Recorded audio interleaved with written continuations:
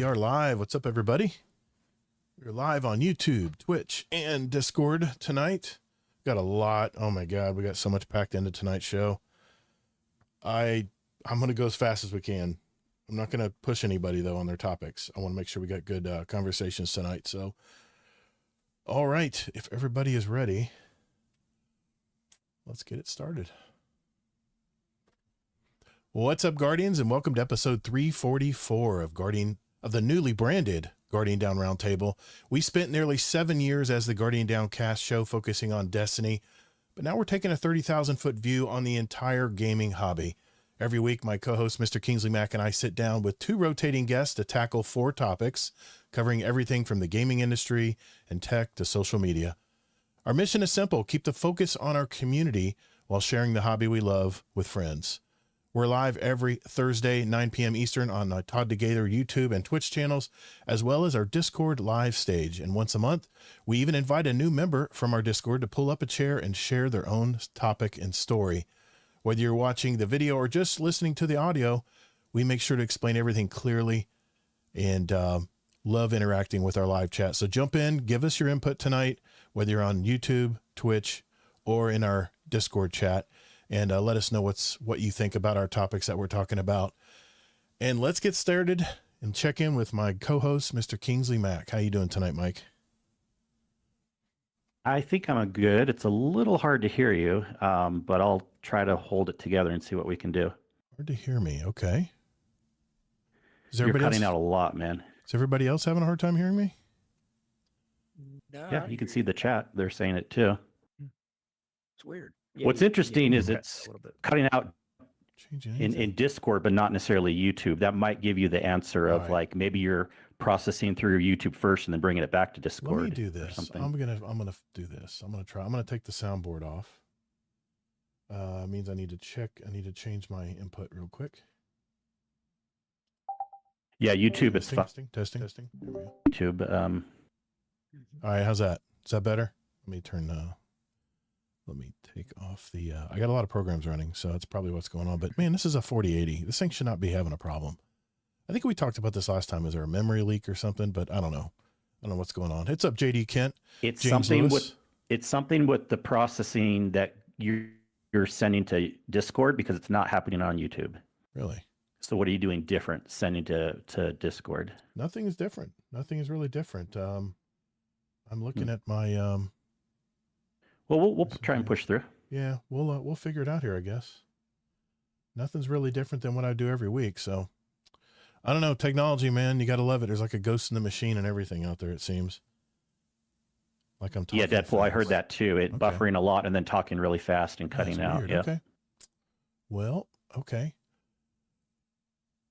Well, let's, I'll take it from here. Let's get things started. Check in with my co-host, Mr. Kingsley Mack. How's it going tonight, Mike? Turn my voice. Hey, I'm doing good. Glad to be here yet once again. Well, I want to introduce our first 2 guest co-hosts today. Our first guest co-host was initially on our show when we heard his story back on episode 317 titled, "Is Gaming Too Easy Now?" He's been very active in our Discord community since he joined us over a year ago, and I see him joining up in our OWL Sector bot regularly. If you don't know what that is our community game group up organizer where you can plan future fire team activities in Destiny or any other game out there. Since I saw him join last year, he's really jumped in our community with both feet. He's always had very interesting feedback for us after our shows and our feedback channel in our Discord community as well. From the Sunshine State of Florida, please welcome back Mr. BarrelBarley406. How you been, man? Hey, thanks for having me back, man. This has been a blast. Yeah, man. It's so good. We had a good show with you last time. To be here. Yeah, we had a good show with you last time, and I wanted to have you back, man. This is the cool thing about this new show format is we can invite some of our past guests back and talk with them again and catch up. So thanks for being on tonight, man. Glad to be here. Our second co-host is a member of our community as well. He joined our community over 2 years ago now, but he's never been on our show. So we're going to hear more about him later on in our episode from the great state of Virginia. Please welcome our new guest, Noltorious1. How you been, man? Doing well, getting better. That's good to hear. Good to hear. All right. Yes, sir. Well, again, Enjoying the warmer weather too. Oh man, it was 83 83 today. It's going to be 86 tomorrow. 86 degrees, man. That's like summertime. Sick. It's 50 up here, and we're like, people walk out in shorts. Oh, man. Okay. Well, here's what we have lined up on today's show. First, Kingsley Mack will lead us off.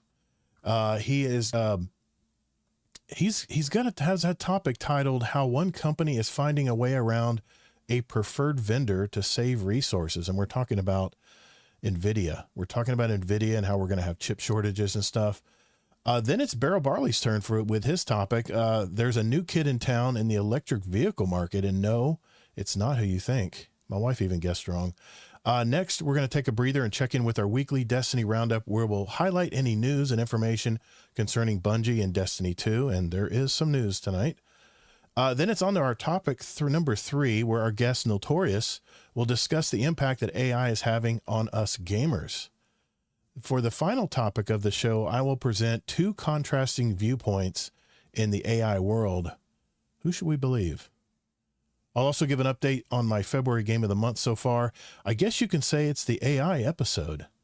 So after which point we'll shift into a less formal portion of our show where we'll catch up and everyone will share their highlights of their week. And since this is the new guest episode, kind of our new dry run through it, we'll hear more about Noltorious1 and, of course, put him through the paces in our fast fire question and answer segment we call, oh yeah, the speed run. And I heard something about a pickup truck, so I'm curious what that's all about. We'll ask him later about that. At the end of the show, if time allows, we'll have questions from our community as well. So if you do have a question for us, make sure you enter it in our podcast questions channel in our Discord community, and we might read it aloud live. We might read it aloud live? No, aloud live on the show. You can also send us an email or voicemail. Just go to guardiandowncast.com to find out more about that. So if everyone's ready, let's roll. Shaky start. You guys still choppy, huh? You guys are still hearing me chop? It's really hard for us as the guests to hear you too. I can do this since we're live streaming, but what I can do is I can jump out of Discord and jump back in. Let's see if that makes a difference. You officially started it, right, Kingsley? The live stage? Yeah. Let me jump out and jump back I don't think in. that's going to fix it. It's something definitely on your PC because, again, it's streaming fine through YouTube, but not Discord. I can check one more thing. And everyone's saying they're hearing us fine, and it's just you that they don't hear good. I noticed. So we probably aren't going to figure it out tonight, I'm guessing, unless you can think of something real quick. I mean, but you're cutting out a little bit too, kind of at the end, but I feel like I'm talking and you guys are hearing me late. Sounds like you're hearing me late.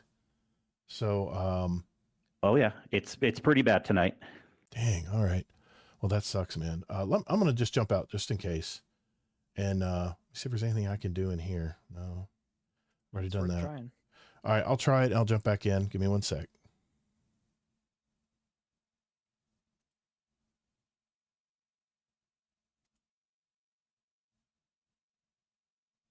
All right, let's try this.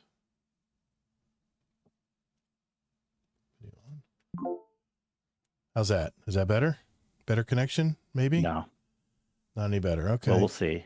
You cut out right away when you came in, but I guess what we can do is if you guys are just not hearing it good, you can go to my YouTube or Twitch. Apparently everyone is not having an issue on YouTube and Twitch, so it's better right now. Yeah. Oh, it's much better. Okay. Much better. Yeah. It cut out when you first came in, but it is better now. Sometime it's all about, JD Kent says all 4 of you sound fine on YouTube. Yeah. I sometimes, I'm telling you, Discord is wacky. Sometimes it's just a connection. It's like you ever pick up your phone, cell phone and call someone and it's like staticky and stuff, but then you hang up and make the call again. And it's like you have a clear connection. I think it's sometimes like that. I'm sure I'm getting it wrong, but I'm going to tell myself that to make me feel better. Oh, it only just happens to you. Probably. Well, you got to remember, but anyways. Yeah, I don't know. I don't know what's different, but anyway. All right. The show must go on, right? That's the great thing about live. Okay, cool. Yeah, I did update Discord also. So yeah, make sure you updated Discord. All right, here we go. All right, for our very first topic, we're going to jump right in, guys. It is Mr. Kingsley Mack. Mike, what do you have for us tonight, man? Let's jump in.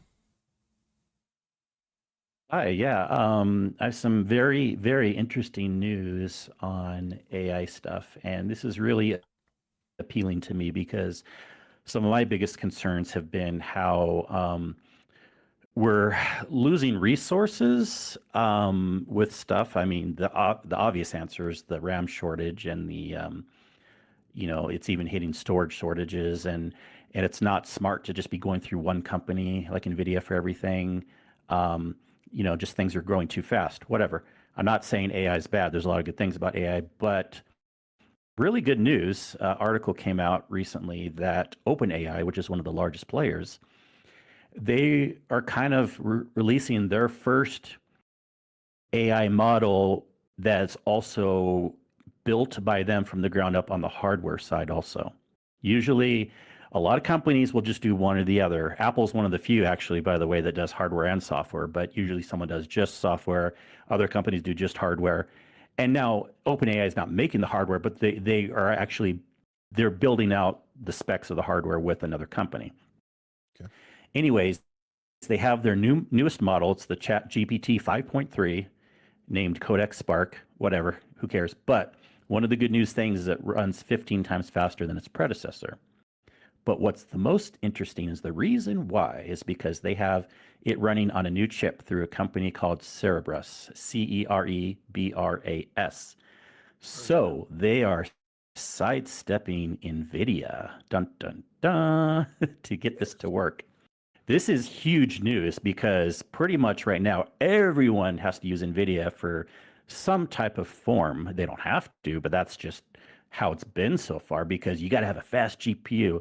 And I knew technically you don't have to have a NVIDIA GPU, but you got to find other ways to get around it. Well, they found out one of those ways. Basically, they have these chips that are being made by Cerebras, and they can run 15 times faster. They take up less total volume, and you don't have to use NVIDIA. They give an example. Now, this sounds big at first, but let me walk you through this, okay? They say that it's a dinner-sized plate, okay? So if you think about a dinner-sized plate, if we're going square, I mean, you can go circular if you want, but let's say you have a 10 by 10 dinner-sized plate. Well, you got to remember, dinner plates are very thin.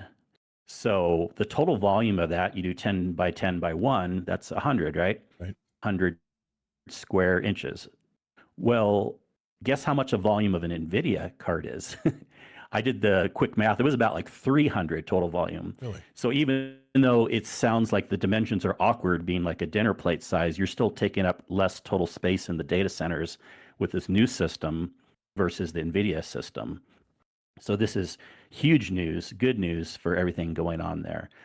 Now, the bigger picture here isn't so much OpenAI sidestepping NVIDIA. I mean, yes, that is very, very important. But what this is showing us is that we do not have to be controlled by one company.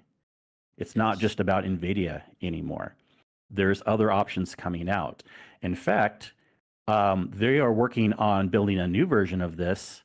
I mean, OpenAI has always kind of been one to say, like, be smart. Like, we don't want to deal just with NVIDIA. They made a massive multi-year deal last October with AMD.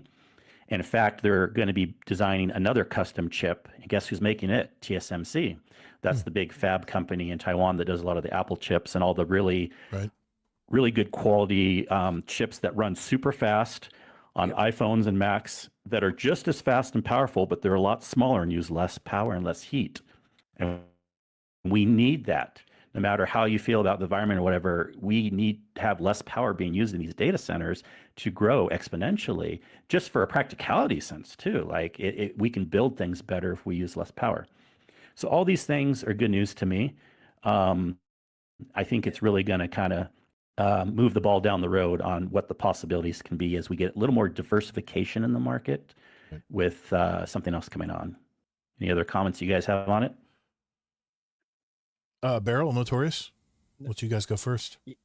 Yeah, that's I mean, that's always good to have options, you know.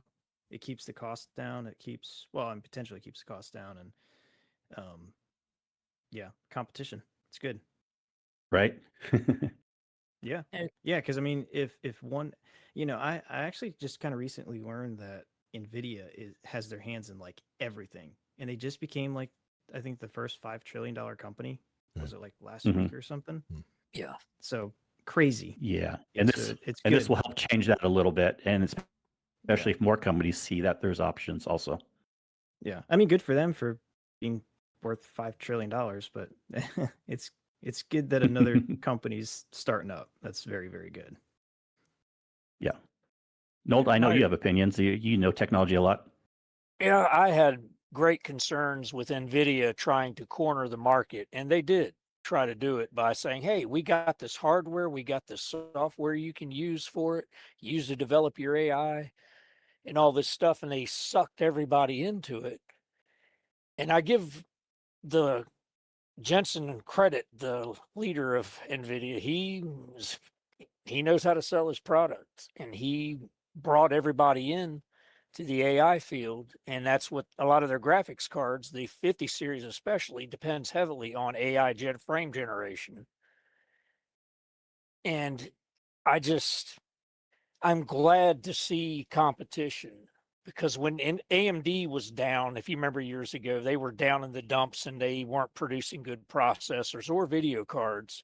Intel was killing them, NVIDIA was killing them. Now AMD's made a comeback with the Ryzen, with the new Radeon 7000, 9000 series, and they've put a dent in NVIDIA's mid-market, not the high end. And competition, as Barley said, makes better products, makes innovations happen, because we have to go forward with less heat. Heat is the enemy, because that means you're using too much power. You're drawing too much power, and you have to limit that. And I think the smaller they get the FinFET, they're down, I think, 2 nanometers now, which is It's crazy. ungodly. 2 nanometers. Yeah. It's ungodly to think how small that is in perspective. Even with a microscope, you couldn't see that. You'd have to have a high-powered microscope. And the smaller they get, and other technologies are coming out now, it just seems that possibly this will push NVIDIA back into reality and make them realize, you know what, we have to, instead of making because their AI chips are very power hungry. They use a lot of juice in a lot of their data centers and all that, and people want options. And I give credit to ChatGPT, man. Or the OpenAI, or whatever the company you mentioned, they have the money and the ability to innovate, and that's great. Yeah. More power to them. JD Kent was just saying in chat, he's looking up a story about an AI data center accused of causing health issues to a community in Memphis, and that they're using up, they say the Mississippi River might dry up, and he's asking, how can AI data center use so much water? It's cooling, man. Liquid cooling. That's why. They have to cool that. They're trying to do that here in Virginia. Are they really? In Virginia, in my county, which we already have issues with water. You know, if we have a drought for longer than a year or so, it's going to really hurt our water. They're going to put a humongous data center here. Wow. And we're like, no, they want us, the taxpayers, to pay $100 million for it out of our pockets. And I'm like, wait a minute, Google is $1 trillion company. They don't need our money. They can pay. They're supposed to supply their own water. They're supposed to supply their own power. They shouldn't be taking from our grid. But that's not what is happening. And ethics, I guess, has to. You would think that we can drill oil offshore. Why can't we have a data center power cell offshore? I mean, they could eventually. A lot of power is pumped underneath the ocean, on the ocean floor. I mean, you hear Russia trying to destroy that stuff all the time to countries that are connected to it. But oil as well, by the way, But yeah, I mean, unfortunately, I don't think this is going to have any impact on shortage of memory or expenses of memory and for us gamers, because I mean, could you see this powering game computers and stuff, Kingsley? OpenAI doing this? You think that'll be feasible? It's not, no, this isn't doing it directly, but this will help in the medium term, because if more companies are doing this instead of NVIDIA, and NVIDIA uses those normal RAM chips, then by supply and demand rules, if less people are using the traditional RAM that NVIDIA uses, then eventually the RAM market will get a little bit easier.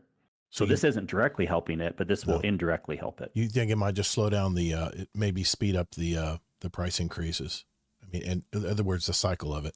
Yeah, that's what you mean. What? No. It wouldn't speed up the Should price lower it. It increases. It would would no. lower it. It What would. I mean is the ramp up right now of the prices of all storage devices for PCs and stuff.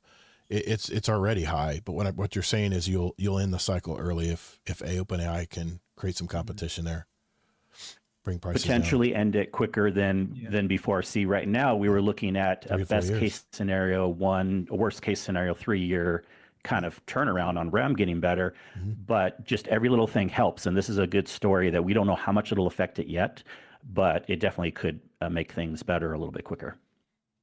Damn, zombie! They voted on putting a data center right in front of my house last week. Oh man, that's not good.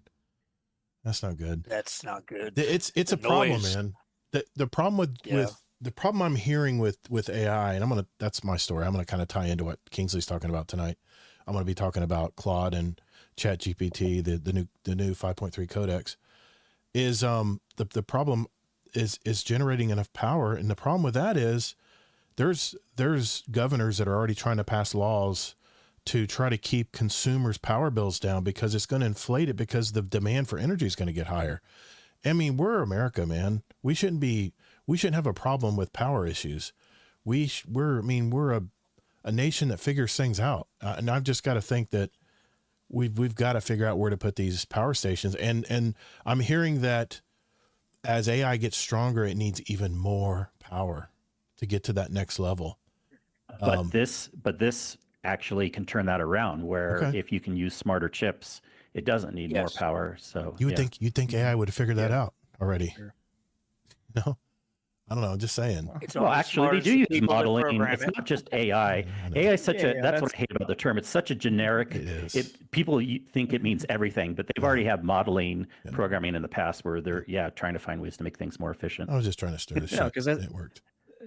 No, because it's a physical chip that you have to build. Yes. That it runs off of. That's true.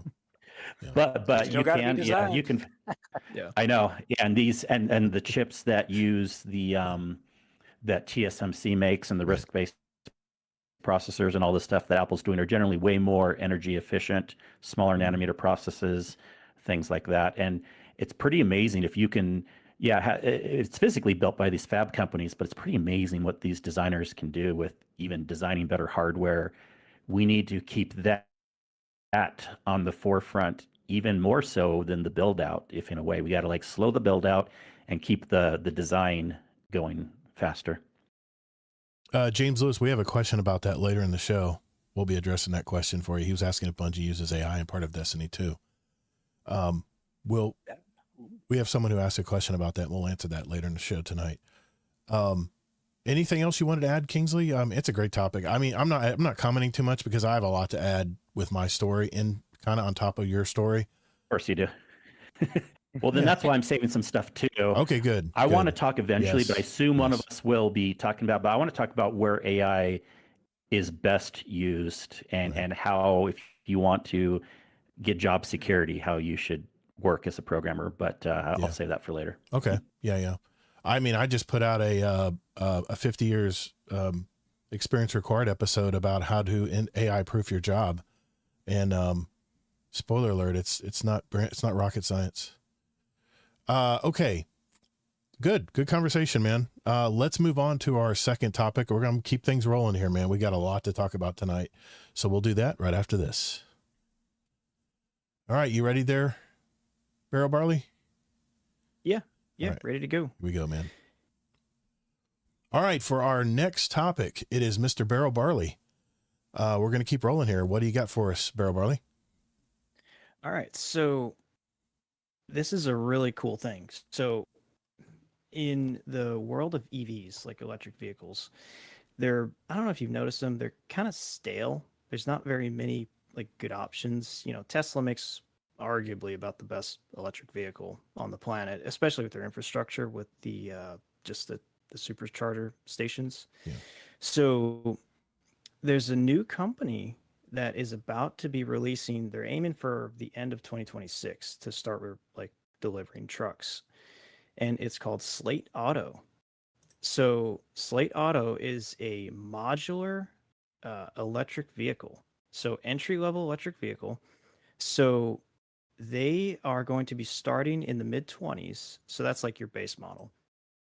But the way that they did it when they were on their designing process, everything was on the cutting floor. Everything that was in a vehicle. So basically, it's a bare bones truck. Um, and that was their goal, to make it bare bones, to make it as easy and simple as possible. And then over time, if you want to actually buy like upgrades, so if you buy it as a pickup truck, a year, 2 years down the road, you can actually buy the SUV kit, and it actually converts into an SUV. And the cool thing is, you can do it yourself. It's a DIY thing, or you can actually hire somebody. They have like an approved group of shops. I think they're at like 4,000 approved shops. So basically, you can take the truck there and you can get it so it will convert, so they can convert it to an SUV. So basically, what that means is, if you just want to buy a truck, you can buy a truck. But then later on, if you want an SUV, you don't have to buy a new vehicle. You can actually just buy the SUV kit.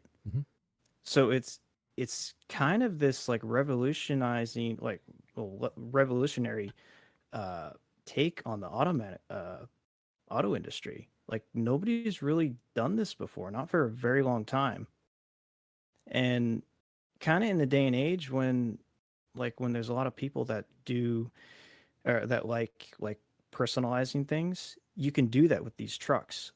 And the cool thing is, when you buy the truck, they will give you the CAD designs to a lot of the parts in the truck, like a lot of the dashboard parts, a lot of the front parts, like grill parts. And you can 3D print your own parts. Oh, That'll amazing just bolt Taco right King. up. He doesn't want to hear that. He's a parts guy for Tesla. Oh, well, yeah, that might get into his bottom line. That's pretty cool. It's really cool. And I think their base model, I think it's not very much, but it has like a 150-mile range. Okay. And then you can get like the range extender for like 250, I think. Cool. But the cool thing is, so they've also bought into the Tesla charging system. Oh. So you can charge it at a Tesla at the supercharger stations. So it's pretty cool. There's so much more to talk about on this thing. Yeah. Like, even if you DIY the kits, like the SUV kits, if you do it all yourself, Slate will still warranty the truck, even if you do it yourself. That's nuts. Really? Like, yeah, it is like the first time an auto manufacturer has done this, and they're actually quite proud of it. It's pretty cool if this gets going. Amazing Taco King was saying, he obviously works in the industry. Slate truck is a great innovation for EV technology. If they had a larger range battery to support the model, it would be a real competitor. Yeah. However, it's mostly a niche hobby truck for enthusiasts, and he actually thinks that 3D printer parts are actually a good thing for the industry. So, yeah, and that's one of the things, because it comes as a 2-door. It doesn't actually right now, like you can't get it as a 4-door. And that's kind of their that's kind of like their iffy part, I guess you can say, because a lot of people nowadays just like the 4 doors just because they're more usable. But yeah, so they do have an uphill climb when they launch, but no paint, I've been just kind of wraps. following them along. They don't do paint; Yeah. they just do wraps. Yep, they all come in the same color. Wow! And then they're prepped to wrap them. Man, there's a lot to talk about this. You're right. This goes really deep. There is. Wow. There's so much, but it's such a cool concept, and I hope this is successful for them. My wife, as I was talking to my wife about this tonight as one of our topics, and she goes, "Oh, I'm sure it's China." I said, "No, it's actually an American-based company, based in Michigan. Yeah. That's awesome, man." Yep, and they're going to be assembled in Indiana. Oh, that's even better. That's jobs. Yeah.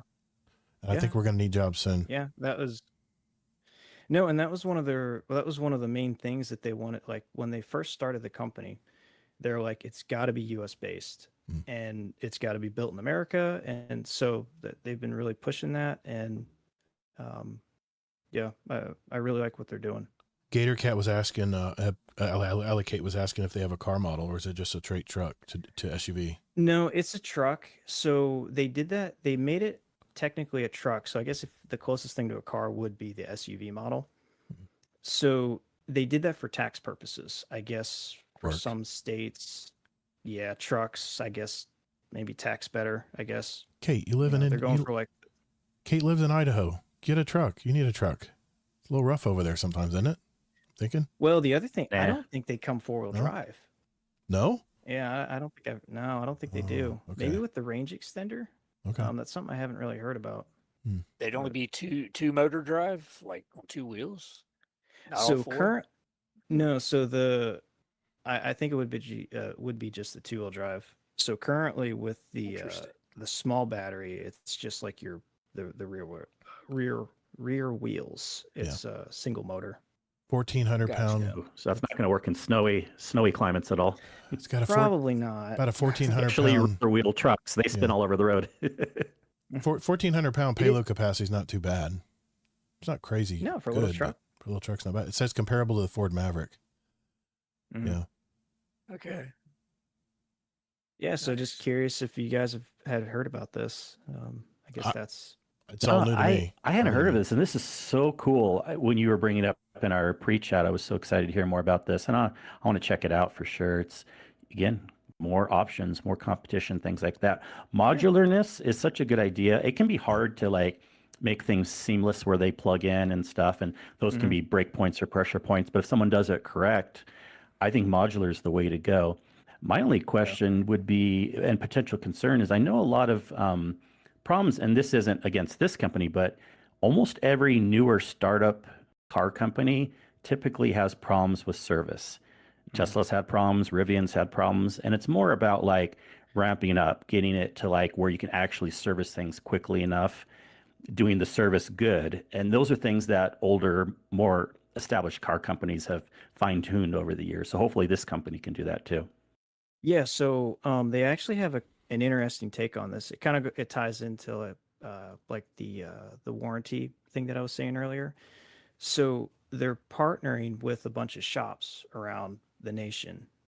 And the cool thing is if you have an issue, something goes wrong, check engine light comes on, you can take it to the shop, and if you don't like the price, you can go somewhere else. You're not stuck with that one shop. As long as they're an approved shop, Mhm. you can go, you can get, it's that competition thing. So, and which is really cool. I think that's a really neat take on it, Yeah, it says the. Again, Go ahead. Go ahead. no, I mean, it's just going to depend on how they implement it and how well it goes, but Yeah. it's pretty cool. Just reading on the SUV, you can either get a boxy squareback or a sleek fastback version using bolt-on kits that the owners can install themselves. It's a 5-seat SUV. That's pretty cool. I'd have to see what it looks like. But I tell you what, man, wraps are awesome, man. They're very expensive. It's very expensive to wrap a vehicle. I thought about doing that for my company It trucks. is. It's so Yeah. expensive, man. It's more than paint. I'd rather just paint the truck over again. Yeah, it can be a couple grand. Notorious, Kingsley, any comments? I just commented. No. Notorious? I think my thoughts on EVs, because I've looked more at hybrids that Yeah. are that charge themselves instead of having to depend on a charging unit itself. Yeah. But the problem is the waste from a battery that dies.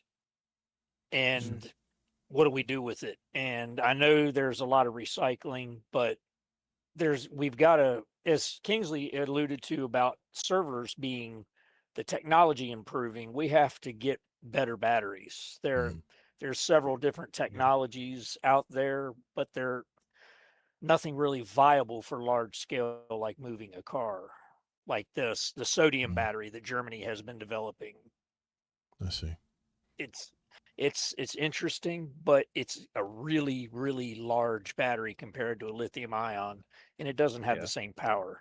Yeah. So we really got to improve the technology for longevity. The battery lasts longer, and you get more range out of it. I mean, It's 150 miles isn't a whole lot. that's No. It's a great start. I really love it. I've seen this company in development for for a while now, and I thought, man, it would be cool if they could get it off the ground and then innovate on other models. That would be awesome.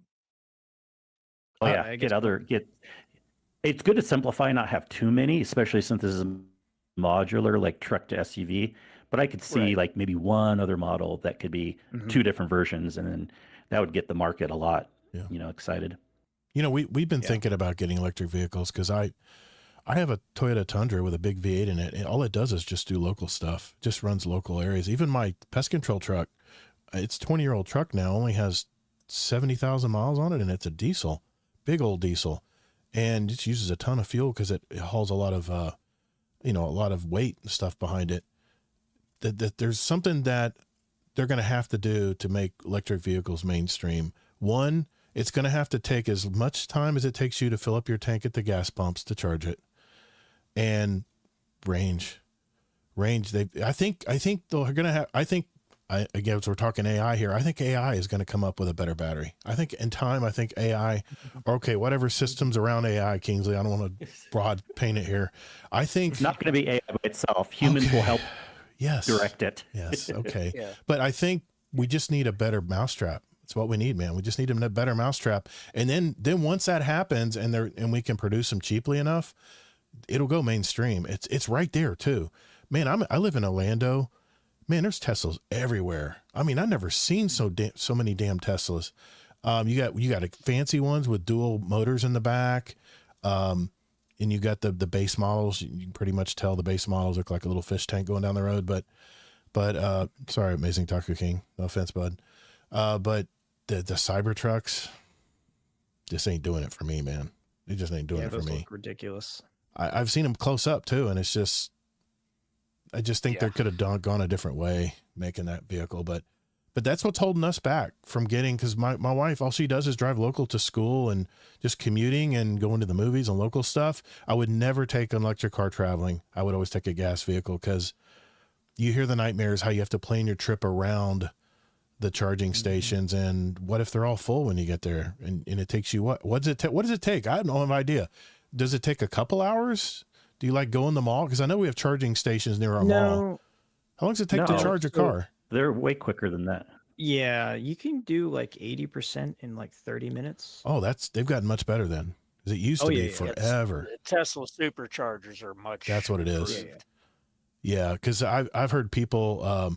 I have clients who have full solar now, because I mean all we get here is sunshine, and a lot of sunshine this summer, where we actually get so much power from solar cells that we're pushing it back into the grid, actually creating excess energy that we're pushing back into our grid that we get a credit for on our power bill. I'm not subscribed to that, by the way, just for the record. I still do the old power system, but he actually has a supercharger built into the solar in his garage, and he plugs his Tesla into it. And he seems to think it's awesome, man. 15 minutes on a supercharger, Amazing Taco King. Man, they've come a long way, man. 350-mile range over the course of a lifetime, developing new lithium-ion batteries. From 20 to 80 is about 15 to 20 minutes on stage 3 supercharger. Okay. See, I'm totally ignorant to electric cars, because I really have just turned a blind eye to them. I don't think we're there yet. And they're expensive. They're very expensive. And what happens? What's the trade-in value on an electric vehicle when it's 5 years old? And the battery, I don't know what the battery life is on these things, but just like Noltorious said, what do you do with all those? Years. What do you do with that? What is it, like 60 or 80 or 150 or 200 little lithium cells in this? Where do those go? Can you recycle them? Some of those are like 200 cells. Yeah. Yeah, there's a lot. Well, Amazing Taco King, next time you're on the show, you can talk about some Tesla stuff, man. Yeah, your choice of topic. Yeah, but we're getting a little sidetracked to Tesla versus. Sorry. The he says, I should have been on this show, man. I'm like, dude, you can bring your own topic. What were you gonna say, Barrel? You gonna say something? No, that was it. Okay. No. Any other comments on this? I mean, cool. it's an awesome idea.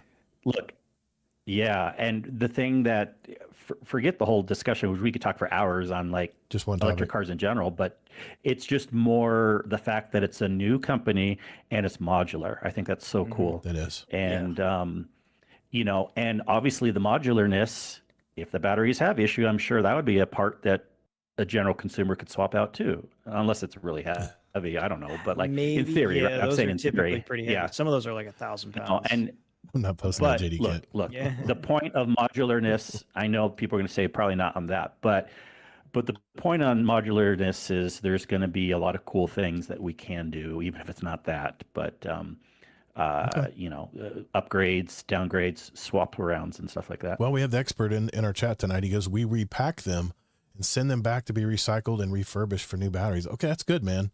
That's awesome. The fact that you can recycle. I love hearing that. Because I don't want these in our waste. I don't want these piling up in our waste.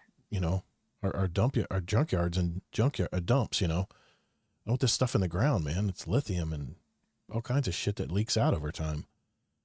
Anyway, okay. Thank you, Barrel Barley. Great topic, man. Yeah. It wasn't exactly gamer focused tonight, but this reminds me, by the way, but you know what though? It reminded me of how PCs are. PCs are all modular now, I think, I don't know. Did they used to be more integrated and they became more modular? Kingsley, you might know this. The real cheap one. The real cheap ones used to be Look, all integrated. They were, when they were first coming out in the 70s and 80s, Yep. they were not modular at all. Right. But then by the late 80s and 90s, they became modular, and they've been since, along with being able to get pre-built ones. Yeah, when you said modular, immediately I went right to gaming PCs, because I'm looking at my gaming PC next to me here, and it's just like simple self-contained pieces all put together like a modular car would be. So kind of reminded me of that. So thanks, man. That was a good topic. Yeah. All right, we're going to take a small breather here and check in with Bungie and Destiny 2. We'll do that right after this little break. All right. Oh, we got something to talk about tonight. That is for sure. Well, then, okay. So important point of interest. If we're going to about the Destiny stuff, do you want to integrate in Dadbod's question? Because it's the same thing, and I don't want to like have the answer twice, or if we run out of time at the end and I'm expecting to answer it then versus in the middle. You know what I mean? You may want to think about that. I want to answer it later in the show because it ties into my story. Kind of ties into my story, and I know you got a lot to say on this, but believe me, I'll make sure we answer his question. I've already got it pulled up in my notes. The question? Yes. Okay, well then I won't have much to say for this topic then, because it'll be more for later then. Yep. Okay. All right. Okay. All right. Thanks, Barrel Barley, for that topic. But now we're going to check in with Bungie and see what's new, if anything, in Destiny 2. First, I'm going to start with the TWID, because there wasn't a whole lot in the TWID this week. So this is how fast the TWID went by. Don't forget to grab your 880, Bright Dust, and Eververse, celebrating the new lunar year. The Praxic time trials continues. I think you have till March 3rd, I believe. Some results of the Tharsis Threads picks are in the TWID. Really good picks. They have like a ton of pictures in the Bungie TWAB, TWID, TWAB, whatever.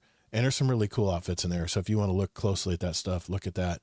The new player guide, Kingsley, got a new edition. They're talking about materials and currency. That's important to new players. And that is it. So what else is going on? This is the expectations, because they told us yesterday that we won't be getting meaningful TWIDs for the time being. Well, so everyone, we didn't know for months and months, but now expect them to be this size basically for a while. Yeah, that's fine. That's fine. But they don't even change never mind. Anyway, I did want to mention some other news. The free marathon server slammer member starts next week, February 26th through March 2nd. If you want to try out this new extraction shooter type of game, they just released a new video showing the harsh world of Tau Ceti 4. If you have PlayStation Plus, you'll also get some special weapon decorations if you go through them. And it looks like Bungie, they're betting big on this game, man, especially with new features and using voice actors like Roger Clark and Neil Newbin. So I don't know. I'm going to try it. I'm going to jump in and do the server slam. So just a reminder of that. I know they mentioned it before. Through June, they did finally tweet out something about a delay. Shadow and Order will be delayed. It is official now from Bungie, and this is what they said in the tweet. Our next major update, Destiny 2 Shadow and Order, is undergoing large revisions and will be delayed. The update is being changed and expanded to include sizable quality of life updates. As a result, will also be renamed. This update will now launch on June 9th, 2026. We will provide an exact details closer to release, covering previously announced weapon tier upgrading, but also additions like expanding tiered gear to all raid and dungeon activities, Pantheon 2.0, there you go, Kingsley, tier 5 stats for exotic armors, and more. Through June, we'll continue to have routine bug fixes and stability improvements, continued portal modifiers. Guardian Games comes in March, and a return of a more frequent Iron Banner cadence, which won't begin until April. Come on, Bungie. In terms of communications, we'll be focusing on providing you with updates about our live game content, community activations, and general upkeep through the TWID and our Destiny social channels. Thank you for the continued patience and support. We will have more information on the next major update and future plans for Destiny 2 closer to launch. See you Starside. That is the entire tweet. I just read it to you. So I just want to get your feelings on this, on everybody here, if they want to chime in on this. What's the first thing you thought of when you heard this tweet? Barrel, what do you think, man? I mean, disappointed a little bit, Yeah. That they're delaying it till June. I mean, wow. I was watching an Astrocross video, and he was like, really bad is May. Yeah. But June? But I mean, yeah, I'm upset about it, but I mean, it's a game. It's a game. I mean, I'll play something else, I guess, if I need to. But I mean, I think McMaximo had said it some time ago, where he said he doesn't play the game enough to get burnt out on it. So, and I'm kind of in that boat too. Yeah. So I just don't play it enough. So I've got so much to do in the game. I mean, Okay. That's good. Renegades is massive. So for me, it's, I'm disappointed that I'm not getting new content, in a month. Yeah. Well, actually, no, what is it, like 2 weeks now? Mm-hmm. I think it's about 2 weeks. But so, yeah. Okay. So I'm not like super upset about it. All right. Fair. Noltorious, what did you think? You have any input on this? It was expected. I didn't see how they could release Marathon and that at the same time and expect quality control to handle both at the same time. I just think it's a wise decision on their part to separate it, but June's a little far out, I thought. Yeah. But I'm glad. Hopefully they'll clean the game up maybe a little bit, fix some of the bugs in it, especially in some of the raids, some of the bugs. Yeah. Some of the glitches, is maybe fix the mantling issue that we're having with some of the characters in the game. It just, if little quality of life things, I think would be good. Okay. For content, I am pumped for Pantheon. I wish they'd bring it back tomorrow because I loved Pantheon. It was a challenge, to say the least. I'm curious what Kingsley thinks about the fact that they're going to put tiered gear in all the raid and dungeon activities. Does that float your boat at all, Kingsley, or is that something that we needed, or what? Well, I guess we are talking about this now. I was going to save my comments for later. Well, okay. So now I got to think about what to talk about now and how to answer this question. Well, okay. later. I'll give you my opinion. I'll give you time to think. I'll give you my opinion on this. Well, okay. But what I wanted to say, all right, on Noltorious's thing though, is because that's a separate point. I hope they fix bugs too. However, to be fair, just because it's being delayed does not mean we're getting more bugs fixed. There's been plenty of times in the past where we've had delays, had tons of bugs. There's been plenty of times where we haven't had delays and we had less bugs actually. So just because it's being delayed doesn't mean we're getting less bugs. I got to mention what JD Kent said in chat. He goes, first thing I thought was Gator did his rebrand at the right time. And he goes, did you have insider knowledge of this long delay? I'm like, no, I don't. Dude, I just had a gut feeling. It was obvious. We didn't know it would be this long, but it was obvious. Hold on. I want to address that real quick. The reason a week to the reason I did the rebrand is because we can still talk Destiny, but we're not pigeonholed into a Destiny podcast. No. So we have more freedom to do stuff. I was mostly joking. Yeah, Maybe, it's maybe a that's funny what it is. comment though. Sorry. I It was jumped like right the on that. same I'm week. sure he is. He It baited was me and the I took same it. week. I took the bait. Hook, line, and sinker. Go ahead. I feel like I justify man. why I rebranded. No, it's something I've been wanting to do. And I don't want our show to be dependent on a video game where I have no control on what happens to it. I think a lot of streamers feel this way as well. They don't want to be totally dependent on Bungie to do the right thing.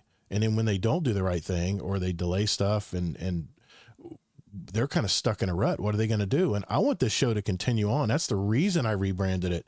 Because if we were just a Destiny only podcast, Kingsley, what would we have to talk about? What would we have? We'd be regurgitating the same complaints. Same comment every week. Yep. I know. And I caught myself and I said, wait a minute, I did talk about this just 2 months ago. And that's when I thought, it's time. It's time. So now we can talk about all kinds of stuff and we can talk about Destiny. It's the great thing about it. But Lord of Scallywag says that means later because Dadbot has a good question, but it is what it is. Obviously, I'm not that affected either. Yeah. I'm really concerned and sad because I love Destiny, but I don't care. I play the 3Ds. I play Destiny, Division, and Diablo, and I have a lot of fun. Yeah, I'm not gonna stop playing it either because we have our raid night our group raid night every Saturday night, which is more of a social thing than anything. But we're relearning, I should say, the Salvation's Edge raid, which I only learned one time, and I was breezed through it. So I'm loving the fact we're learning it. Not getting far ahead of us here, but Lord Scallywag's made a good point. He says that means the next expansion is going to be delayed. Well, I'm wondering if they're doing what I thought they might be doing. Are they going to combine the summer expansion into the major update? Because they mentioned in the summer. Cool. What was the summer? What was the summer expansion supposed to be? Alchemist. I think it was Alchemist. Something like that. Anyway, they were going to do the tier 5 upgrades to exotic armor in that expansion. So if that gives me a little hint that maybe they're going to combine them both because they already said it's going to be renamed. Well, but that's just a quality of life thing. If they combine it, that's a dumb move marketing because then they won't have anything to sell for the expansion. Because remember, we already paid for this stuff coming out. Yeah, we already paid for this. This is the last part of it. They'd be stupid to combine all the new stuff. They have quality of life's one thing, but the new stuff will still be coming out later, probably the fall now instead of the summer. Because obviously you got to make money, you got to sell new things, or else Destiny really is dead if they don't have anything to sell. JD can't. Destiny 2, I can't quit you. Proud Pickle had some comment here. He says, "Won't you be expecting to get the next major expansion in July?" That's for sure. I mean, that's the thing. That's why Lord Scallywag has even mentioned that, because does that mean that we're going to be waiting even later for the expansion? Is it going to be fall? Yes. Okay. Well, probably, yeah. So that's going to push. It's obvious. That's going to push the next part 2 expansion. I don't know. They're just pushing stuff around, and I mean, I guess as long as we're getting what we paid for, right? That's all that matters, I guess. Soggy Cardboard 55 says, "I think this is the make or break for Destiny. With them promising more in the next update, if it doesn't live up to expectations, then it could be a massive issue for them. Here's my problem: if they're taking this long to, if they already weren't ready for the next major expansion, that tells me that they are pushing some of their help to get Marathon out the door. That just tells me they're just shorthanded. It has to be. It doesn't say that for sure. I know, but you have to. They were shorthanded even before Marathon. They were cutting people and stuff, And you'd have to think though, Kingsley, that they're probably at least some of the technical end of the Bungie of the Destiny studio has to be probably going over there and helping people get stuff backed up and. Yeah, I'm not saying that isn't happening either, but you can't definitively say one way or the other because they were already having problems before the Marathon stuff. But Dadbot Hero, I will definitely be playing Guardian games, man. You can get some really good weapons out of Guardian games and some good armor too. This depends what they're going to do for us. Scarlet Maddie says, "I understand need to delay to make content better, honestly, but the consistency of the communication was a problem for me. Waiting till the very last moment was sad to see because it felt like the announcement for the delay was a defeat, and it kind of was. I mean, I guess the writing's kind of on the wall, right? That's why, like Noltorious said, he wasn't really surprised. But this is a big I have a delay. lot more to say about this later, Okay. unless we want to do it now. But Okay. yeah, because it goes really Right, good with yeah. Deadbot's All right, question, well, let's. and that's why I was all trying right, to save then it. let's So, yeah. table. I just want to make sure I got everybody's opinion on it, and we'll table it until I mean, we can Deadbot's. now if you guys want. I think we should have read his question now, and then it would have been, Okay. you know, I'll read it. Good, I'll read it. dovetail to it. I've got all, it in but- here. I'll read it. Okay. All right, Dadbod. This is what he. This is what he said. Sorry. Okay. Hey, Todd. So here this is what I've been thinking about lately when it comes to AI and Destiny specifically. With Bungie being significantly shorthanded, do we think it would be a great tool to speed up production for a new game? Even the Oh, that possibility. wasn't the question I was talking about. Oh. He wrote a new one the today about the delay. Oh, I didn't see that one. This one was tied to AI. That's why I had it written down. Oh, no wonder you were confused. Well, go ahead. Yeah, Go ahead and read yeah. it then. Go ahead and read it. Can you get to it? Oh, well, hold on. I got to pull it up. Okay. But yeah, I can do that here. Okay. I have to use another device if I do. 1 second. Yeah, and then we can save his other question for Okay, later good. if you want. But this definitely goes with the topic. That's why I thought we should. Okay, hold on 1 second. I always get the podcast. Hey, questions it's a down live lost show, for some guys. This is reason. what you get with live. You know, the unfortunate. If you listen to the audio version, you won't hear any of this. Okay. So, All right. Dadbod Hero says, I don't quite understand the outrage towards the upcoming Shadow and Order delay like it's a death knell for the entire franchise. Forgive me as I'm a new player, as most of you know, but does every setback for the game have to signal the complete end for the franchise, or has the community, which is the heartbeat of the franchise, conditioned themselves to assume the absolute worst whenever Bungie adjusts its course? More importantly, why does the community default to press the panic button so quickly? I get the burnout, trust erosion, social media amplifications, but being a new player of the game, I don't see it that way. I see tons of story to uncover and ample opportunities to meet new friends and learn new skills. Is the real issue the delay, or is it the culture of instant outrage that amplifies fear faster than the facts? it's a good question. I mean, I'm sure we're all asking Should I that go? question. Go for it, Yeah. man. Yeah, let's hear it. Let's hear what you have to say. Yeah, excellent think I question. asked this question Excellent earlier, didn't I? But yeah, but there's definitely more to the picture. Yeah, I can understand as a newer player, it's not necessarily as obvious what the big picture is, what the big story is. And of course, it's easy to not care about the announcement as much because you still have tons of stuff to go through. I mean, one could even play a totally dead game. And if you were coming in new to it and you were enjoying it, you enjoy it till you get through it. That's But this is Destiny a 1. live service game.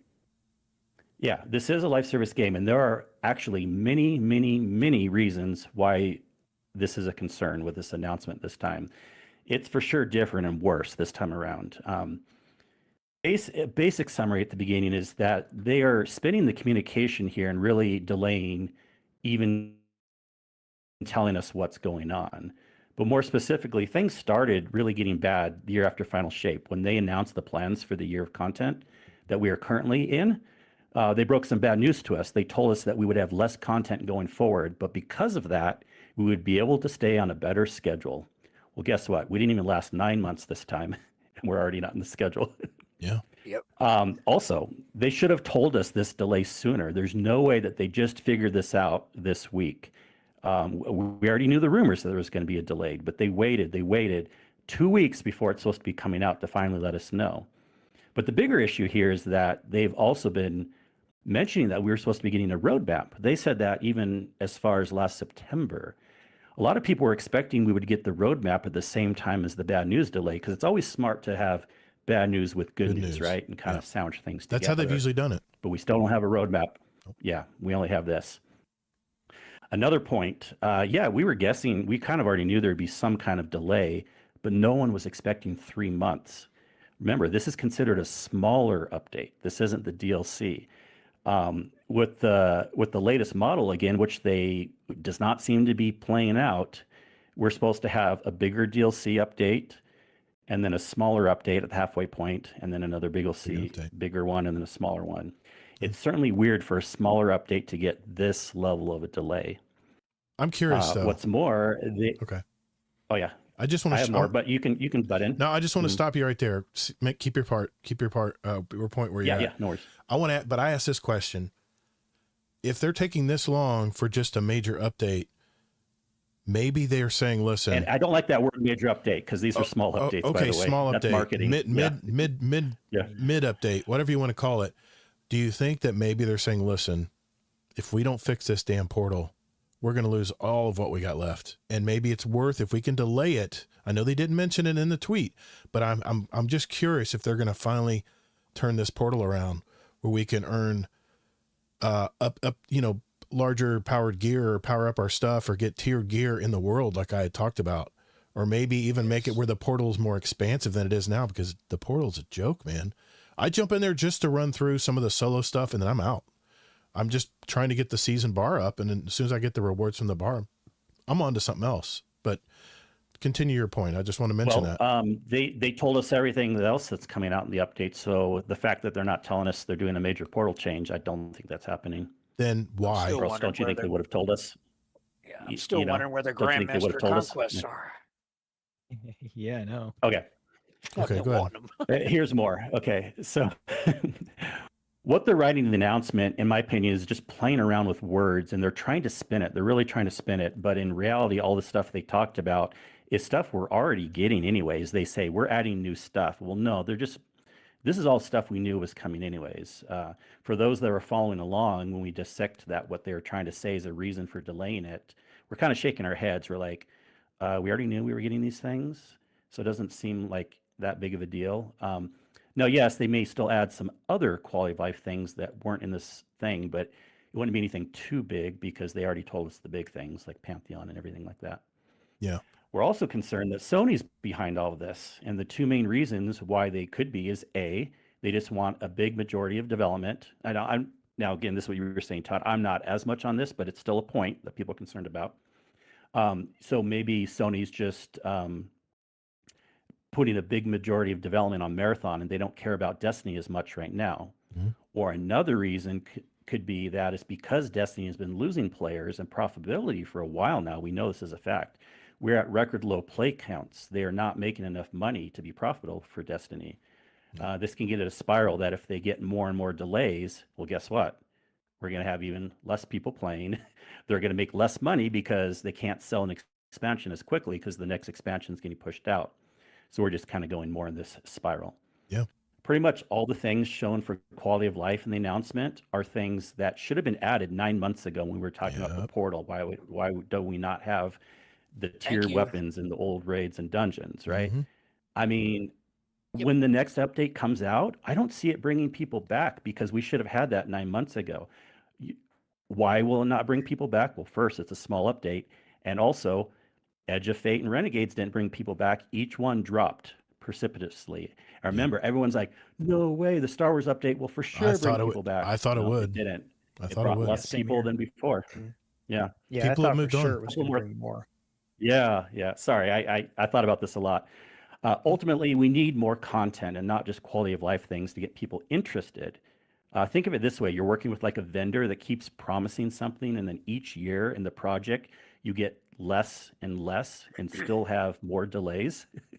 And then with getting less and less, at some point, the vendor's got to be dead to you, not to mention we prepaid for all this Destiny stuff. So it's kind of sad to see the delay. All this is something that did not just come out of nowhere. It's been going on for a while, and it's pretty much can be a final straw for a live service game to stay alive. They need to figure out, they really need to seriously think if they're going to be able to get more resources, whether Sony allows them to have more employees or they find some way to do it so they can actually add more content to the game. Or B, if they cannot, they need to come up with a plan where they don't consider it a live service game anymore. Keep it in maintenance mode, call it finished, whatever you want to do, then maybe slowly work on something else new in the background, no matter how long it takes. So sorry that was long, but all this are very good reasons. I'm not the only one that does diatribes now. I love it. I love it. Do you have like a stream of consciousness like I do sometimes? Go ahead, Notorious. This is not the first long delay. I remember when Witch Queen came out, there was a 6-month delay. So we're used to it by now. The delay, yeah. And I remember after Curse of Osiris, which was probably hands down one of the shortest, most useless DLCs that they ever released. For content wise, it had very little to offer. And people were screaming, Bungie's dead, Destiny 2's dead. And I talked to Kingsley earlier about this. All the streamers, and I understand the panic because I believe it is, as Kingsley said, it is a make or break situation right now for Destiny. Either they get their stuff together and figure this out on how they want to go forward, or the game's just going to implode. And Sony, I don't know if Sony will shut it down or the game will just shut itself down because there'll be nobody playing it anymore, except for us diehard who don't want to go anywhere else. They'll be kicking me off the server. That's for sure. Hey, Barrel, the interesting thing. Yeah. No, the thing I remember about the Curse of Osiris is I don't personally remember as many people saying the game was dead, but I do remember people being like, we need more content. The thing that was a little bit different back that's then, what I meant by that. Yeah. The thing that was different about then is we did get lots of content, 6 months later, 9 months later, whatever, they did. And boy, it was lots of content. But since then,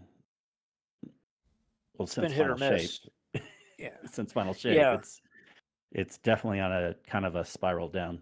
Yeah. Because I remember when they released Forsaken, and that to me righted the ship for Bungie. They were sinking, and Forsaken brought them out of the mire and got them back sailing again. Then they went through a downtime, and it seems like they go through this ebb and flow of good, then mediocre, questionable content, and then they come back and send you a banger that's really good. And I don't know. I don't know if I call the Final Shape a banger of a DLC. It was okay. It had some cool stuff in it, but I thought Witch Queen was better. No way. I disagree. No, it's fair. I like Final Shape better, but it's all good either way. Yeah, it's my opinion. I mean, I understand. I understand where you're coming from, though. I mean, it's the story. The story, definitely the most jarring story, the most definite misdirect ever in Destiny history with Witch Queen. I agree.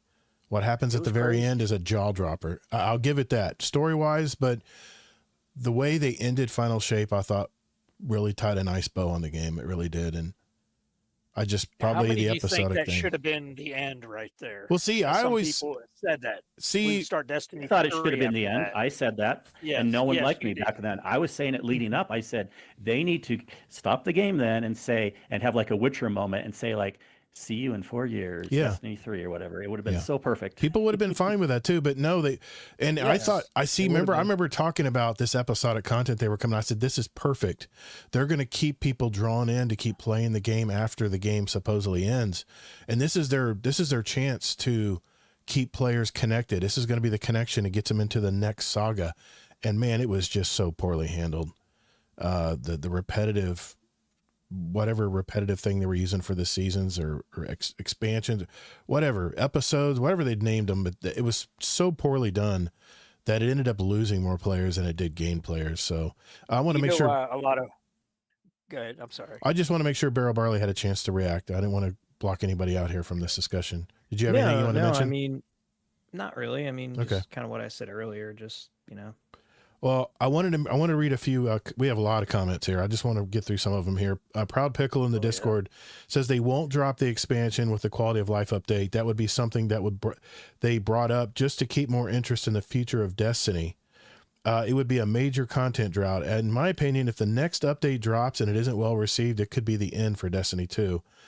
Scarlet Maddie says, perspective drives feelings, I think. If it's framed as something bad versus something they're going to build upon, then I'd be more excited, but it's the opposite.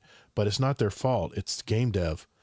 And then finally, Dadbot Hero, this is why it's imperative that Marathon is a success. The profit from Marathon would compensate the losses from the financial expectations from Destiny.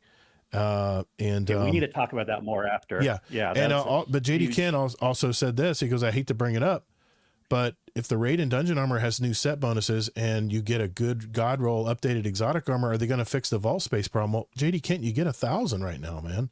How many spaces do you need? I think I'm at like 400. Let it maybe? go, brother. Don't delete stuff. It's not going to get fixed. I mean, armor is what everyone's storing right now. I got a ton of armor. Yeah.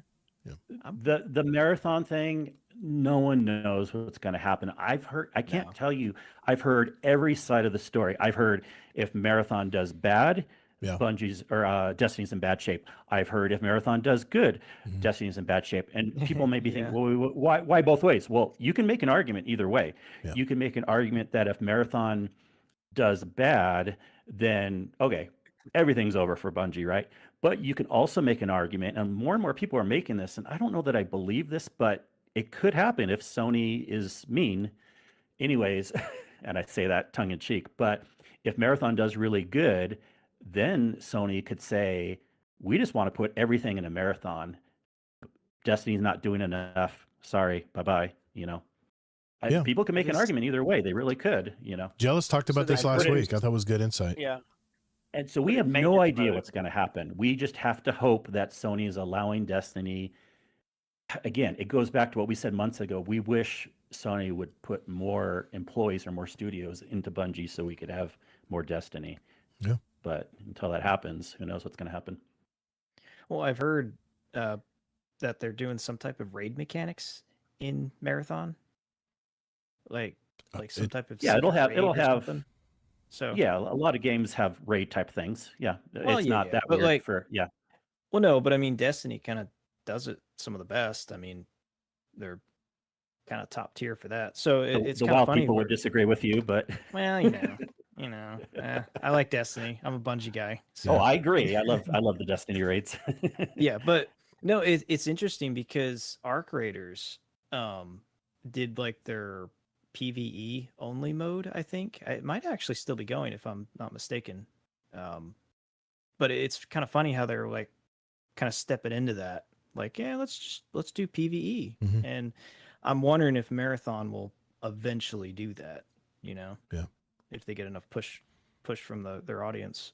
What if it dovetailed into Destiny 2, Hmm. the universe of Destiny What 2? did? He's What talking if about Marathon. Marathon- were to, if Marathon were to dovetail into the story with the PvE side, if they did that?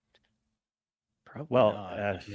I don't think it That's a can. big- I mean, It's Yeah, two it's a big separate- because stretch. there's I It's two know. separate stories, though. they're That's the basing it problem. off the original Marathon story, Yeah. which has nothing to do with Destiny Yeah. stuff. Which has nothing Yeah. to do with it. Yeah. I would Yeah. just Yeah. Yeah.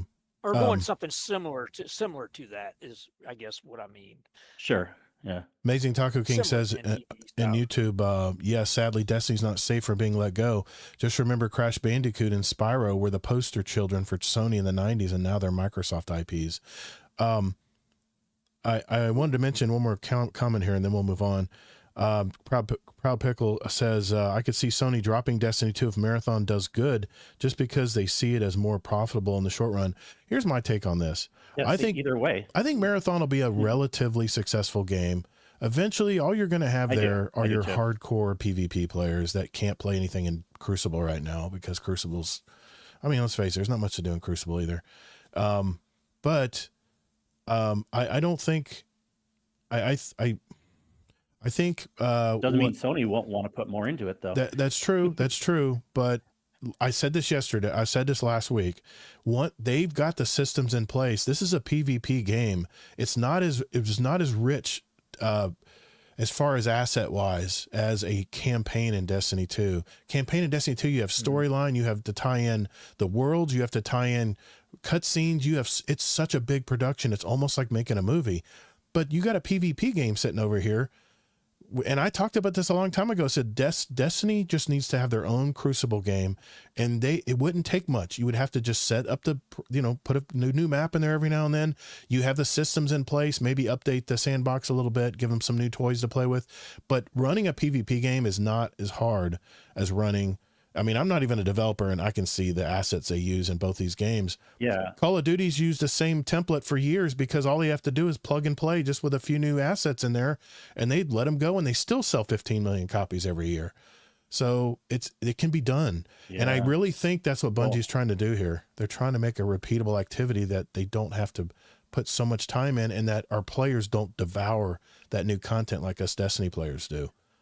That's the challenge. Yeah, so that's even more potential bad I know. news that you're saying then that PvE is Yeah. dead in Destiny because they just don't have the I'm not time to saying it's develop it, dead. and that's kind of I'm not saying it's dead, yeah, but it's that No, you know what I meant Yeah. though, but like Yeah. it's there's not a lot of hope because Well, that will I tie would say this in. for years. We need more. Yeah. We need more, development. So That will tie into Dad Bod's question at the end of the show.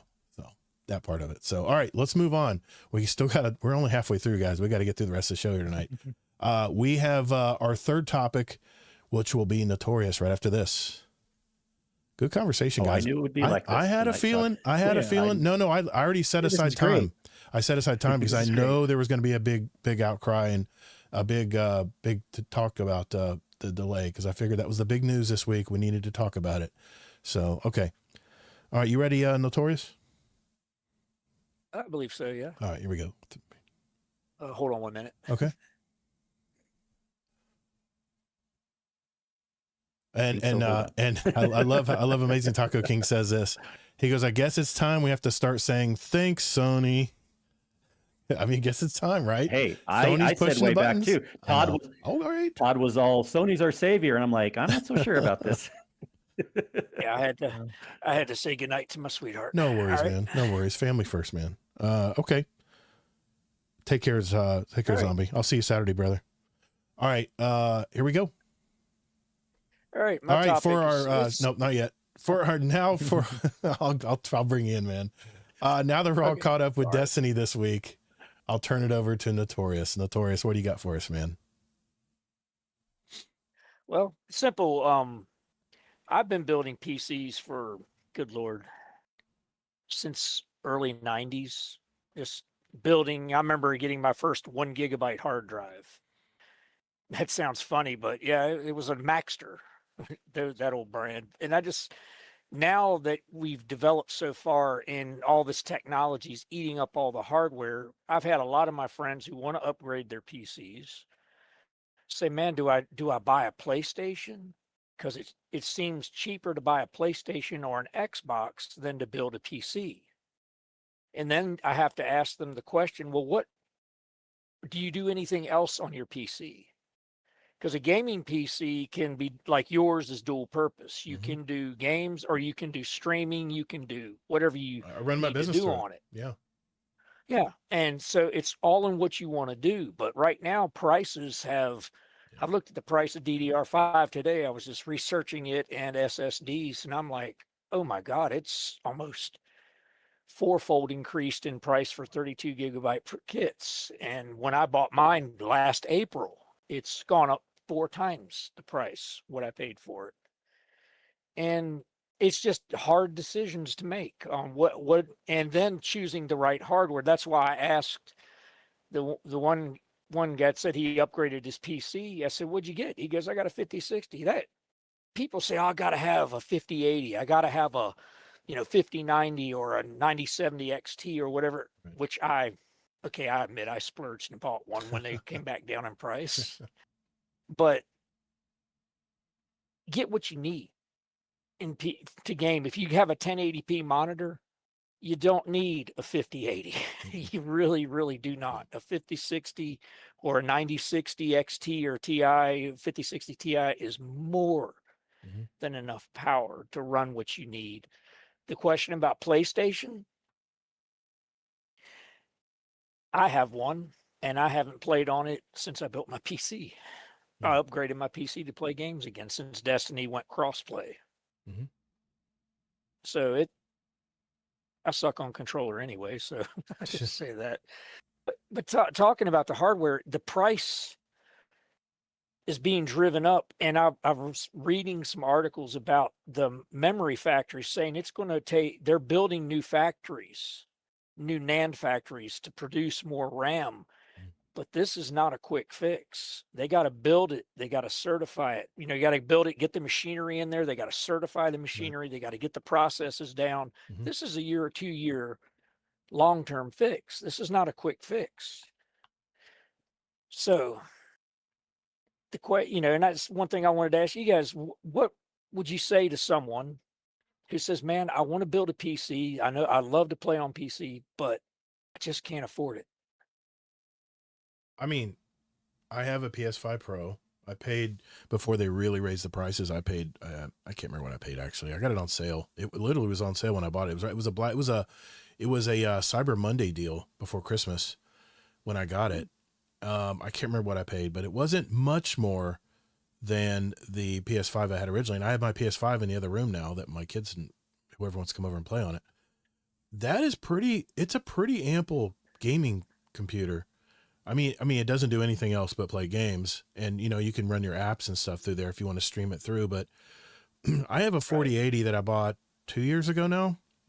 I'm running two 4K monitors and two 1080 monitors, and it holds up just fine. Well, that's debatable. Everyone says I'm having issues tonight, but I'm running OBS. I'm running 1, 2, 3, 4, 5, 6, 7, 8, 10 Google Windows, Chrome windows. I'm running a live chat in Discord, and I'm running another well, that's through my phone, but this is everything I'm running on a 4080, and I'm not having any issues. I mean, those things don't run on the graphics card, by the way. What doesn't? Yeah, I was. We can go. Well, Yeah, Windows take memory. That's all RAM up there, guys. Windows the take RAM memory. on That's the GPU. system. It's in the That's memory system chips. RAM. Oh, Yeah. okay. But you know what I mean? Anyways, I'm running yeah. two 4K monitors, one 4K gaming monitor, 120, and then one it's a 60 that I watch movies and stuff on. But then I have two more 1080 monitors, 28s, I think 28s and 24, that I run all on the card. I mean, it's all handling that. Plus, it's running. I have a capture card I'm running through it, and if you look on the back of this graphics card, I got a lot of stuff plugged into it, man. It's really pushing a lot of things. So I would say if you can afford a 4080 right now, I mean, at 50, I don't know what the difference between a 60 series and an 80 series is. I think it's more memory, right? Isn't that the difference pretty much? And maybe some processing speeds are faster, maybe a little bit.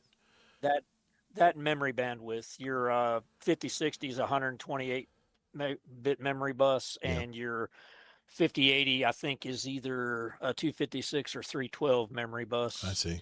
So you got faster memory speed, less latency. That's what a lot of games need. Yeah, especially the higher end games that are now coming out. Yeah, I don't know. I don't want to pass the talking stick around. Anybody else have a comment to make on that? Yeah, Noel, to answer your question on people that want to build a PC but can't afford it, it would be a multi-point answer. First, maybe they shouldn't buy one, but I would try to, kind of like what you were, I think, getting at. I try to help them find ways to bring it down, because a lot of people think they need more than they really do, which I think you were hinting at. Right. I would point them towards a pre-build, or I'd point them to the 60s, like you said. I'm also, you and me both know we're AMD fans, and you can get the same amount of performance for a cheaper price with AMD. So I would point them to an AMD card, or I'd point them to an NVIDIA 5060. I'd even point them to the highest end Intel.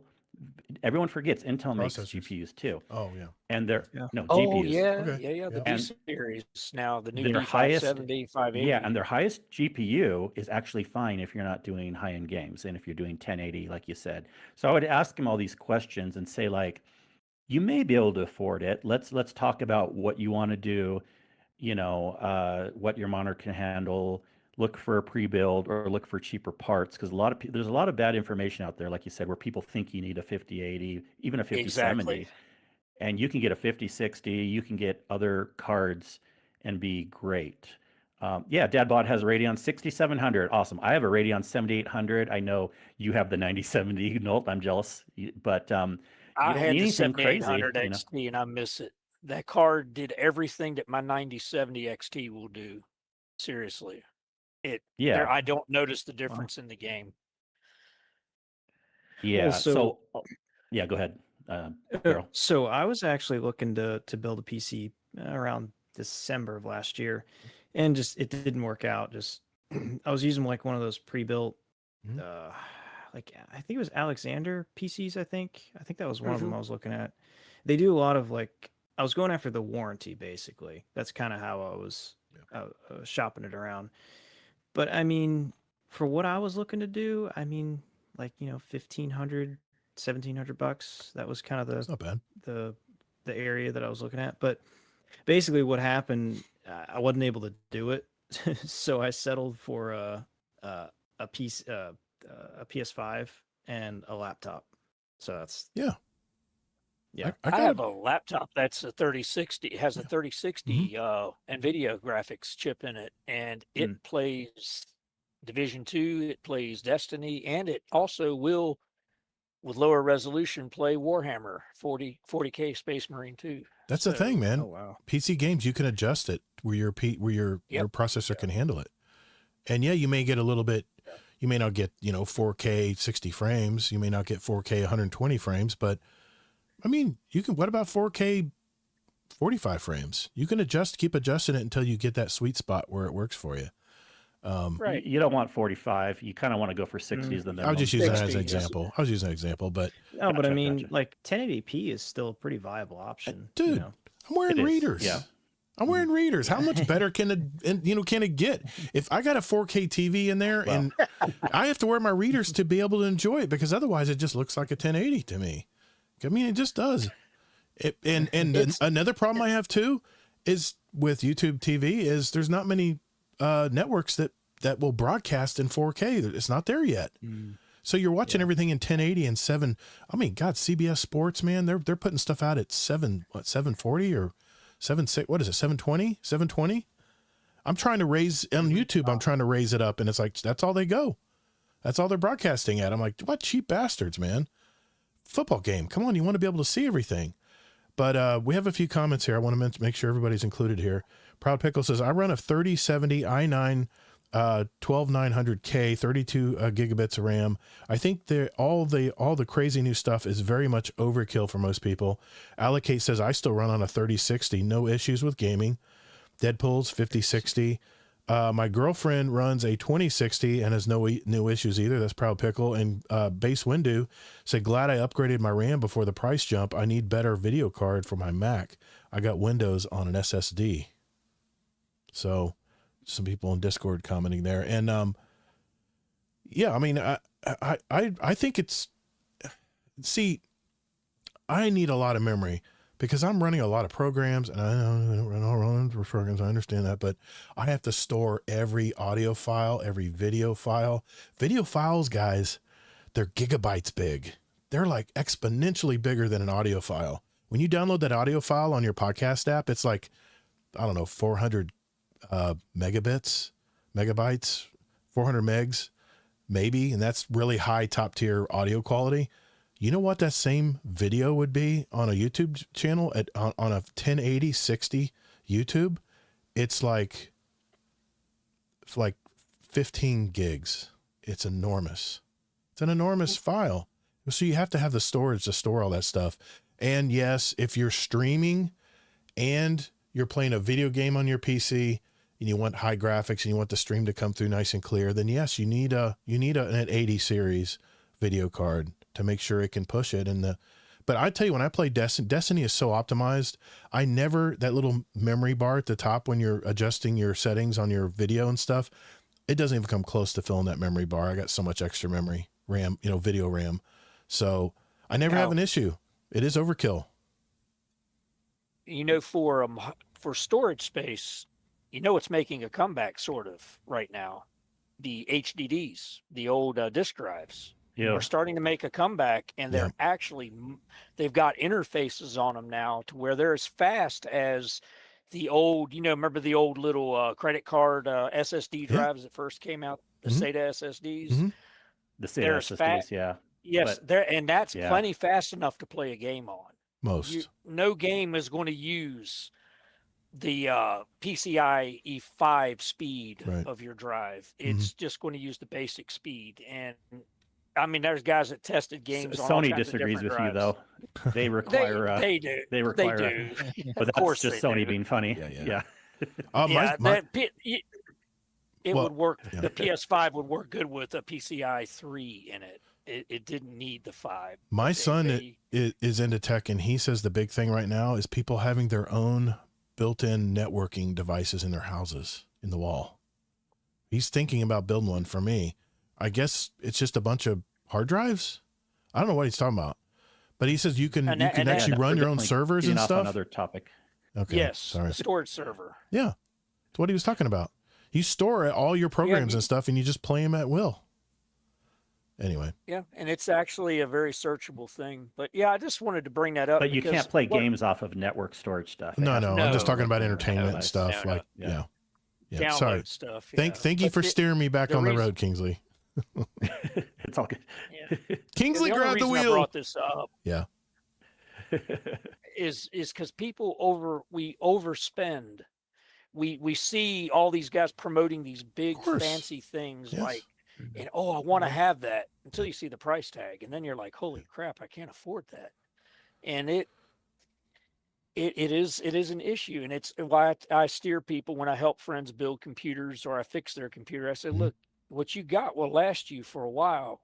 Just upgrade this component. You don't need to gut the whole system. That's why they're modular. We were talking about modularity Right. of how things can be interchanged. PCs are amazing. I had ran an AMD FX 955 Phenom 2 processor for years, till 2017. The thing finally could not handle Destiny 2 anymore. It just said, I give up. And I had a 5080 in it, and it just couldn't do it. It didn't have the horsepower. So that's when I upgraded. But it's just, when you buy hardware, be smart. There's a couple streamers that I look at, and I check them out, because one guy's very PC builder. He's very practical. He just gives you the basic. I love him. Run. Yep. The guy is amazing. He'll He's sit the there best. and give you, Yeah. he gives you the bare bones, the mid range, and then the high end systems, all in what you can afford. And you can send your build to him, and he'll sometimes look through it and say, here, we can do this better. Hey, Notorious, do me a Save you favor. money.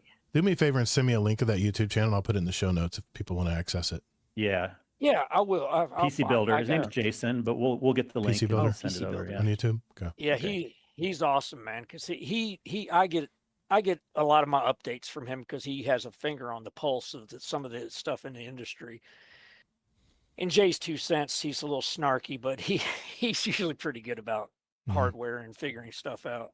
Yeah. But it's just, don't overthink it. Don't overspend. If a PlayStation will do what you need, and you're limited on space, a PS5 is perfect. Thank you, Or Kingsley. an Xbox if you're Xboxer. It's in the Discord Oh, there you go. if you guys want the Awesome. link. Thank you. Hey, All right, Notorious, that was that's a all I had. great topic, man. No, that's a great topic. And Yeah, I love the topic. it kind of, I mean, we're all just kind of, it all kinds of ties into tech tonight. It's kind of the tech issue, I guess you could say. But no, I think it was a good topic. I think there's probably a lot of people listening to this podcast right now that love to hear that information. You know, Notorious, since you build computers and stuff a lot, that maybe are freaking out because, you know, like Barrel said, he was wondering if what he needed to do to build another computer. And with the way prices are now, I got the 4080 2 years ago because I wanted to future proof it. I wanted it where, you know, most of the time, if you buy a high end graphics card, it usually will give you a good 5 to 6 years of good service. That's what I found in my past PCs. So, yeah, it's a good story. Good story. I think a lot of people needed to hear that. So thank you, sir. Appreciate that, man. We'll hear more of your story later on in the show tonight. So I'm going to keep moving here to our last topic, and that is me right after this. Okay. Oof. You made a wise decision, Barrel. PlayStation is a really good system. That thing doesn't even I got sing, man. I got the digital version, and I got a 3-year warranty with it. So I was like, you know, Oh, I'm gonna nice. I'm gonna future-proof this thing as much as I can. Yep, And they mine's made digital. it so easy to upgrade the memory on it too. Unlike an Xbox where you got to buy the external SSD, you can just buy your SSD and slap it in there. Now, if the I only price would have- just come down for I only have Yes, a few games. yes, so that's- indeed. I only have a few games, so memory, the size isn't an issue. That's Yeah, I Right. just yeah. delete and re-download. I have kids. They like to stockpile. They Roblox and Minecraft, and Yeah. they Yeah. were playing that one Among Us. I think's the name of the game. Well, I still have that.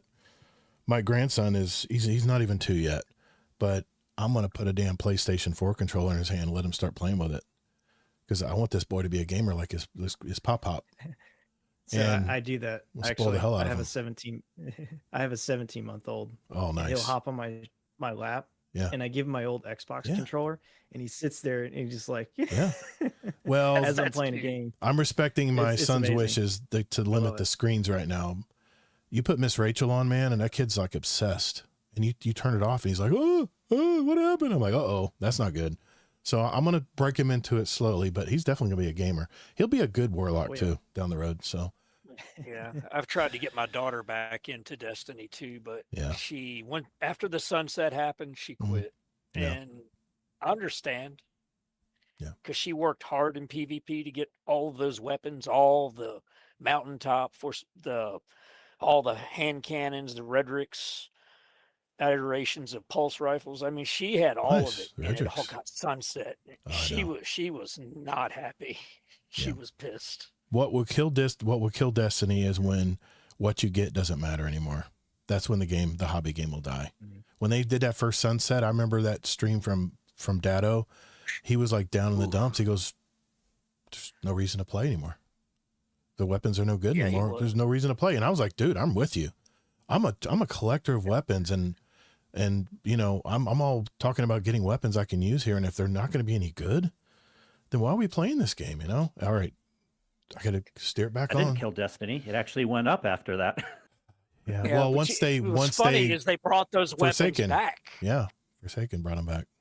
That was a hell of a. I mean, I understand the frustration, but I don't think that'll kill Destiny. Well, maybe if they did it again and they have no content. The problem is Destiny needs another.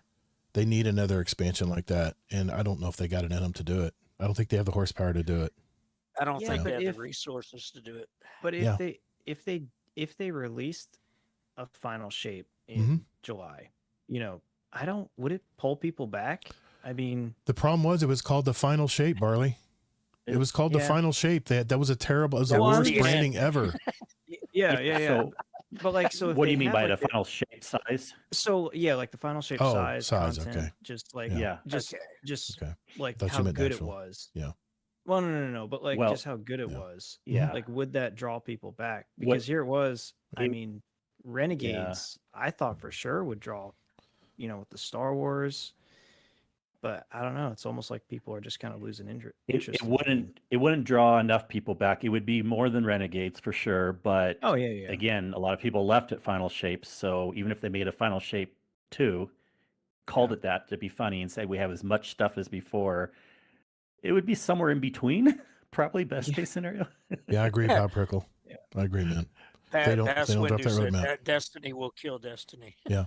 Well, I mean, Proud Pickle says it is if they don't drop a roadmap with a quality of life update, people definitely won't see a reason to grind for gear and play anymore. And I get it, man. I'm playing new games now. Well, we're not getting it. Yeah. We're not getting the roadmap until May or June now. Closer to launch. Then. And even then, I'm changing my prediction. It's not going to be a roadmap anymore. It's going to be more of a state of they're not going to give us a lot of information. They're just going to say either we have another year of Destiny, blah, blah, blah, real vague, or they'll say we're doing something different. But we are not getting a roadmap anymore of like this 2-year plan. There's no way they can even do that. And so they're going back to the D1. They're going back to the Destiny 1 era where they were sparse on information. And it's not because they want to, it's because they have. They have to. Right. They can't. They can't give us information because they don't have it yet. You know. All right, we got to keep moving because I still want to be able to do an interview with Notorious here. I'm curious to learn more about him here tonight. So let me get my topic out of the way, and I'll just pre-warn you guys. Please don't get depressed after this topic, please. It's not doom and gloom. It's not doom and gloom. I just want to mention what I've been reading, and I want you guys to give me some feedback. Yeah. All right, here we go. I wouldn't get depressed. Okay. Well, as we have talked a lot in this episode concerning AI and how it might affect our gaming hobby, I wanted to wrap up the show from a different perspective. And I'll end my topic actually with a question for all you guys at the conclusion here. I've been around a long time, man. I've seen how technology has affected our lives. I mean, Gen Xers are a very special generation because we have the rare insight as we grew up as video games started from the beginning and how they evolved all these years. But we've also experienced the low-tech life where we played in the gutters in the streets and floated boats after a rainstorm or whatever. That was our entertainment back there. Or jumping ramps with our bicycle, just waiting to get a broken arm. But there is something going on right now that I'm a little bit worried about. There's this thing happening behind the scenes where the massive tech giants, think Microsoft's and Google's out there, they're basically playing a kind of a high stake game of pass the buck. They're lending each other money. You've talked about all the debt, just so they can buy each other's tech, making their bank accounts look huge while the actual money is just moving in one big circle. It kind of reminds me of the old get rich quick schemes out there, but on a $1 trillion level. These companies are racking up massive debt just to keep the lights on in these giant computer warehouses, not to mention creating more energy demands and raising the cost of our power bill too, which we talked about that earlier. But running this stuff is incredibly expensive, kind of like running a top tier gaming rig on like an old battery backup, where we just talked about in your last topic there, Notorious. To keep investors from panicking, they're also using some pretty creative math to hide how much they're actually spending.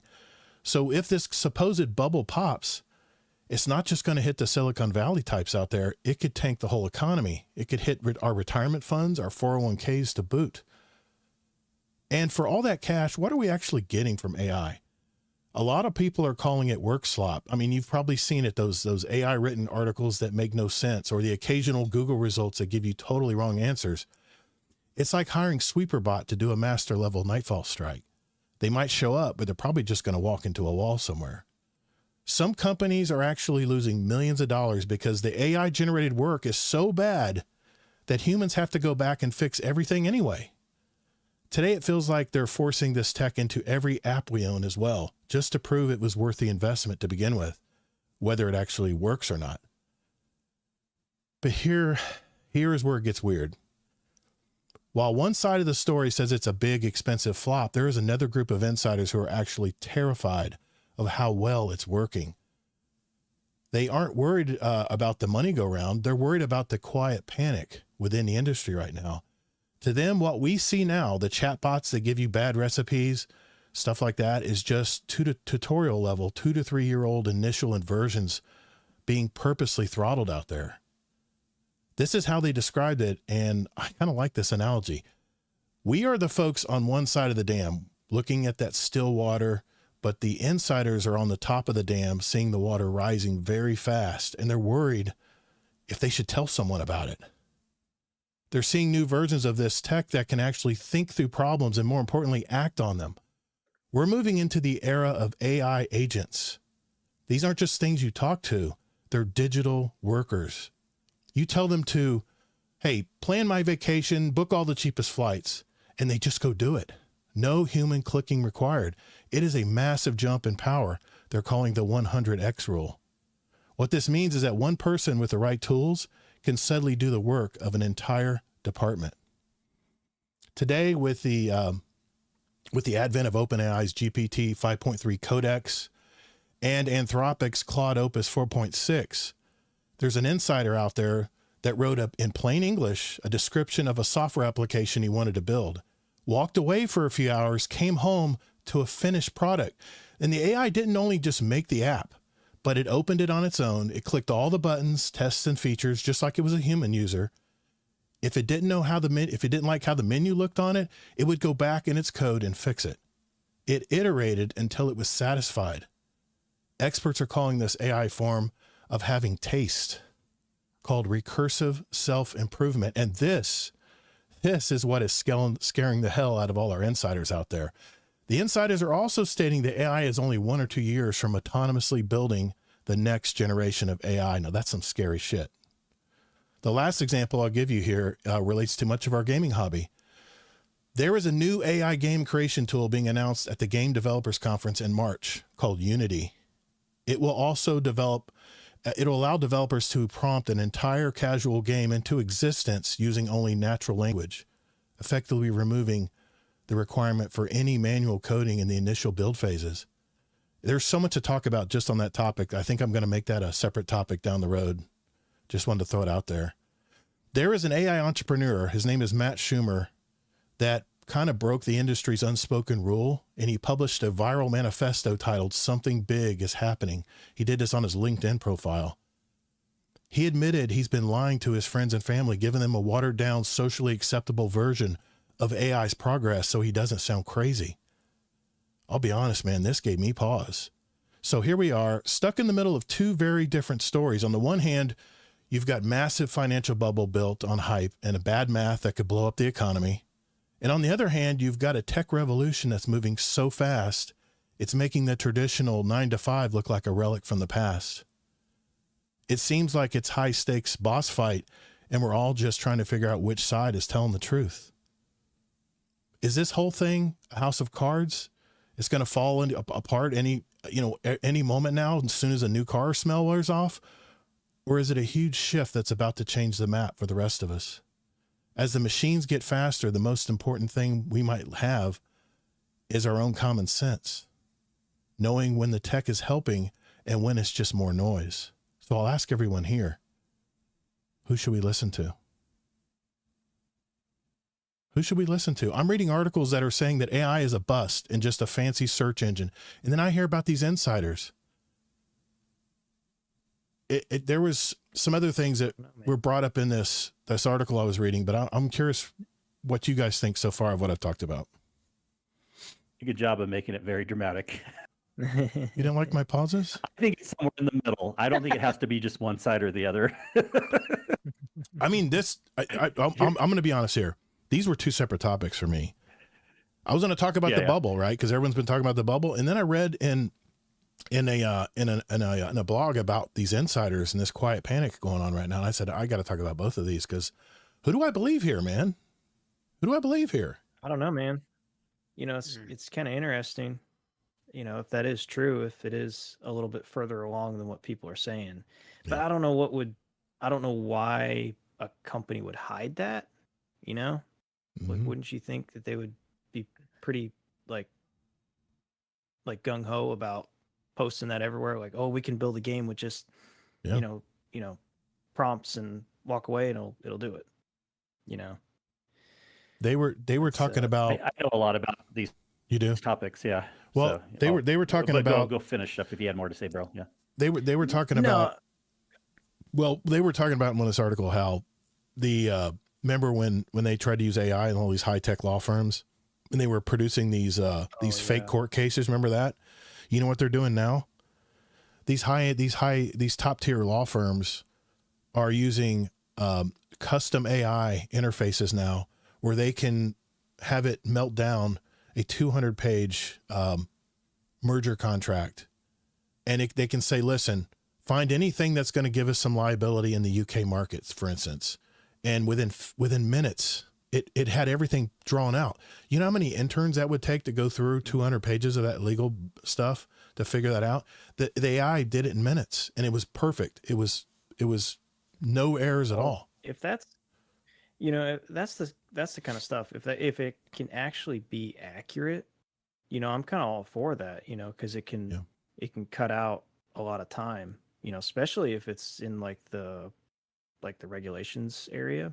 If you're trying to figure out how to sell a product in the UK, like you said. But so if that can actually cut a lot of that time out, I mean, I can see it. How much it's worth, but. Is it accurate? Yeah.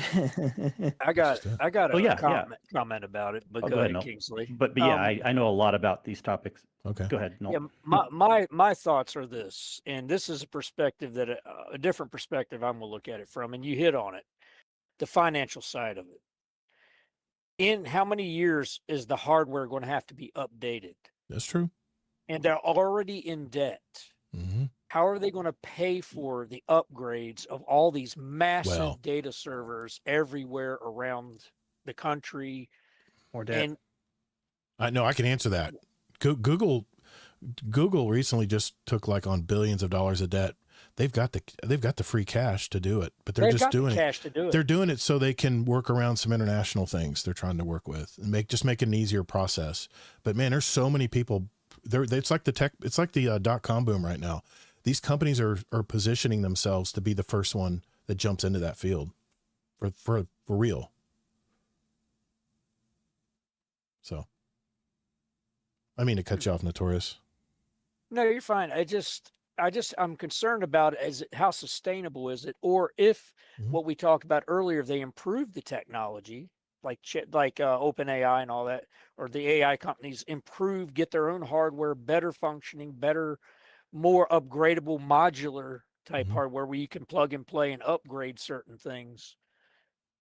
That might be, but I think they've rushed into it so fast that what you call the bubble, which literally is, it's like the housing market or any big bubble that expands, prices go through the roof, it drives everything up. It's eventually going to have to come back down. Just how hard it comes down, we don't know how hard it, if it crashes or if it comes down easy, I don't know how they're going to it's all on how they manage it. I imagine that is. I don't know the financial side of it that well. Okay. Yeah, exactly. Go ahead, Kingsley. All of this is somewhere in the middle right now. We have no way of knowing how everything's going to turn out. It's not worst case scenario. It's not best case scenario. On the financial side, first of all, there probably will be some kind of at least a slowdown to worst case, some kind of a bubble.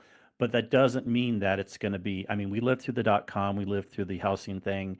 Not everyone was affected by all those things. Usually what happens is, I mean, we got eBay and Amazon out of the .com bubble, and a few companies will stay around, and not everyone's portfolio will get affected.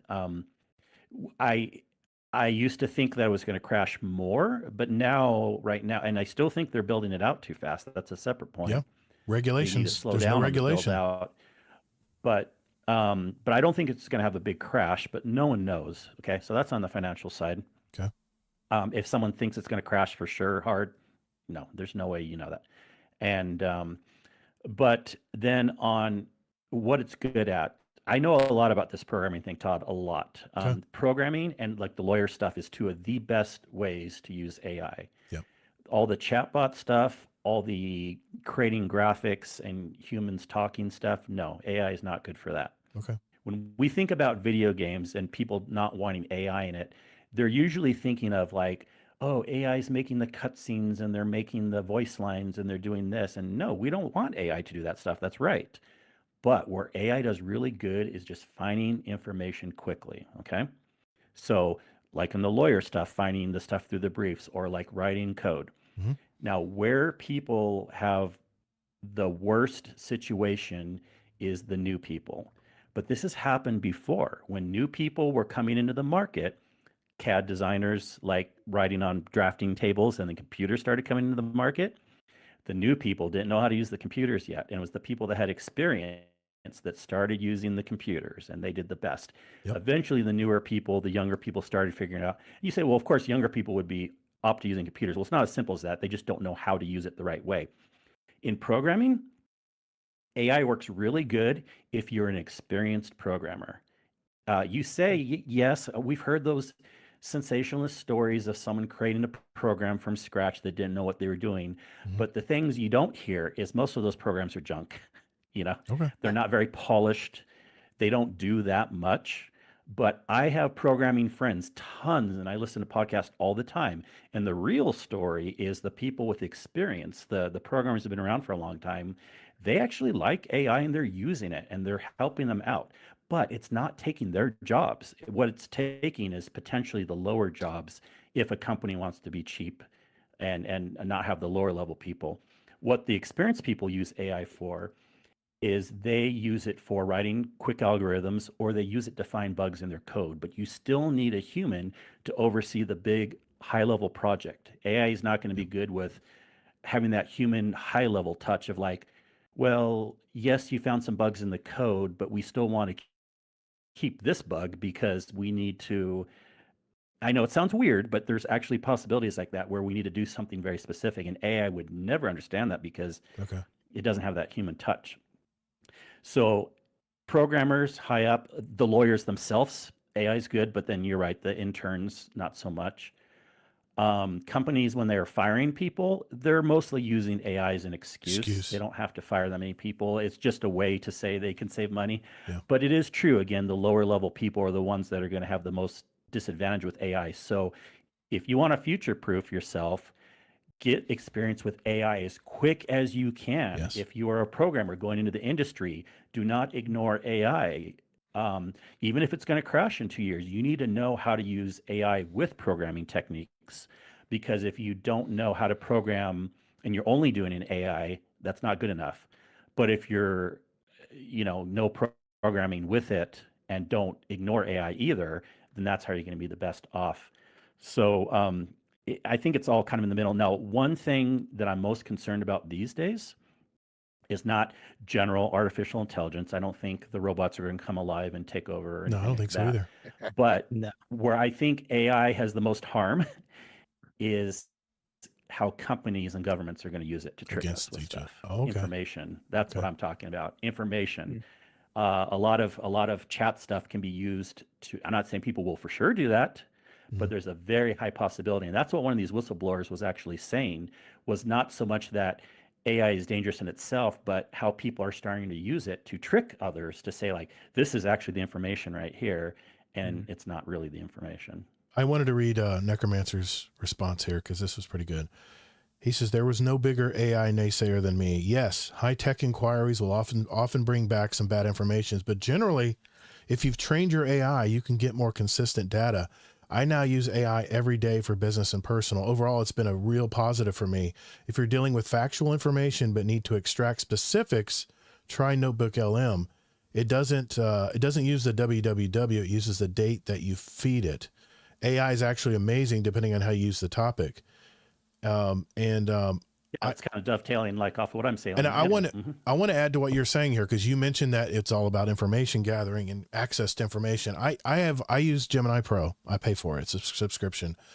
And I said, you know what? I just got it. And I said, I'm going to see how good this damn thing is. I gave it a pretty good, and I said, listen, I keep hearing in these articles that we're going from the information age into the intelligence age, and it's going to be quick and fast. And I ask it, what does the intelligence age look like? If tomorrow we became in the intelligence age, what would it look like? And here's the answer it gave me. I want to read it. We will move from being librarians of data to architects of outcomes. As the information age was about our ability to access and store infinite facts, the intelligence age will be about the synthesis of that data into proactive action. The cognitive heavy lifting, the tedious sorting, scheduling, and basic drafting becomes a background utility, much like electricity is now, allowing us to focus on high-level strategy and creative vision. The most valuable human skills will be curiosity, empathy, and the ability to ask the right questions. We will likely experience a hyper-personalized reality where our education, healthcare, and daily workflows are uniquely hyper-personalized, and they're tailored to our biology and preferences. This reminds me of a good movie I saw in the past. I actually put it in one of my top 10 lists for 2022, I believe. The movie was called Babylon. It starred Margot Robbie. I don't know if you guys remember this movie. It was about the transition of the silent film stars to the era of sound. And these stars were so unprepared for it, they just faded away. Some of them jumped out of windows. They just didn't know how to deal with it. And if you haven't seen it, it's really good. But this is my fear, is that like Necromancer said, we need to start using it every day and start getting good at using it. And I even was reading another article that said you should jump on and learn something or try to use AI every day for something you want to try to get done. And I'm going to try to do that every day. But what do you think about that answer? You were talking about how it's about accessing information, Kingsley. Does that sound a very good answer? Does that sound? Yeah, I mean, that's Gemini legit. Pro. That's a $20 a month Doesn't mean service. it doesn't mean, I mean, that sounds like a panacea, like a perfect world and everything, but Yeah. the point is valid where, exactly what I'm saying, us as humans will be architects, will be integrators, will be people that need to know high level stuff. And I know a lot of people, some of my programmer friends, they're very low level, they're autistic, they love getting into the code, but you got to be more high level if you're going to want to work well with AI, because that's where the jobs are going to be, is seeing big picture stuff and putting things together. And yeah, I agree with that answer personally. I'll give you one more example, and then I'll let someone else talk here. I was talking to my wife about this, and we're on the way to see a movie, which I'll talk about in a minute. It's about AI, actually. I don't know, the timing could have been perfect on it this week. But I said, listen, honey, I said, what if instead of all of this work and red tape and paperwork and testing stuff that they have to do, what if one kid could take a questionnaire when they reach the 5th grade? And then all of a sudden AI can put a whole educational program together through teachers and through and through artificial intelligence, where that kid will express what it's interested in. It can test it on what might come easy to the child cognitively. What if they could build a whole educational system around that child? Don't you think that child would benefit so much more than these cookie cutter shit that they make all the kids take when they can't even, some of them can't even link up to the tests because they think differently. I mean, we talk about ADHD all the time. There's kids that have all kinds of different cognitive disabilities when it comes to how they learn stuff in school. AI this is what this answer reminded me of, is the fact that they could hyper personalize education for your child going into school. It just sounds like upside to me, not space robots and Terminators. I don't know. I just want to mention that. What were you going to say, Barrel? Well, I think my job is safe for a good while. I don't think AI can pull a piece of 4-aught wire through some floor trusses. I was just No. You need robotics, and robotics aren't alive very well. Yeah. That I agree with you, Todd, on the teaching part, because we've tried to force children into a cookie cutter mentality of teach. When I was young, I struggled in elementary school and things because they didn't have ADHD diagnosis back then. Right.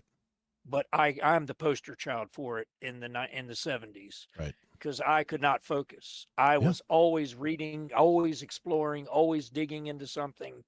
But the education that I got in a Catholic school did not intrigue me. Yeah. And till I got into the later grades, and teachers encouraged me, said, man, why don't you start writing? Why don't you start doing, because you were very expressive. You can write, you can do these things. And I said, I'll start doing some things like that. And chat, if you can get AI to help the teachers curtail, not just take it over, but as Kingsley put, there's a human intervention in it, an overseer that makes sure that it's getting done right, that the right programs, the right things are being plugged in to help the kids learn better.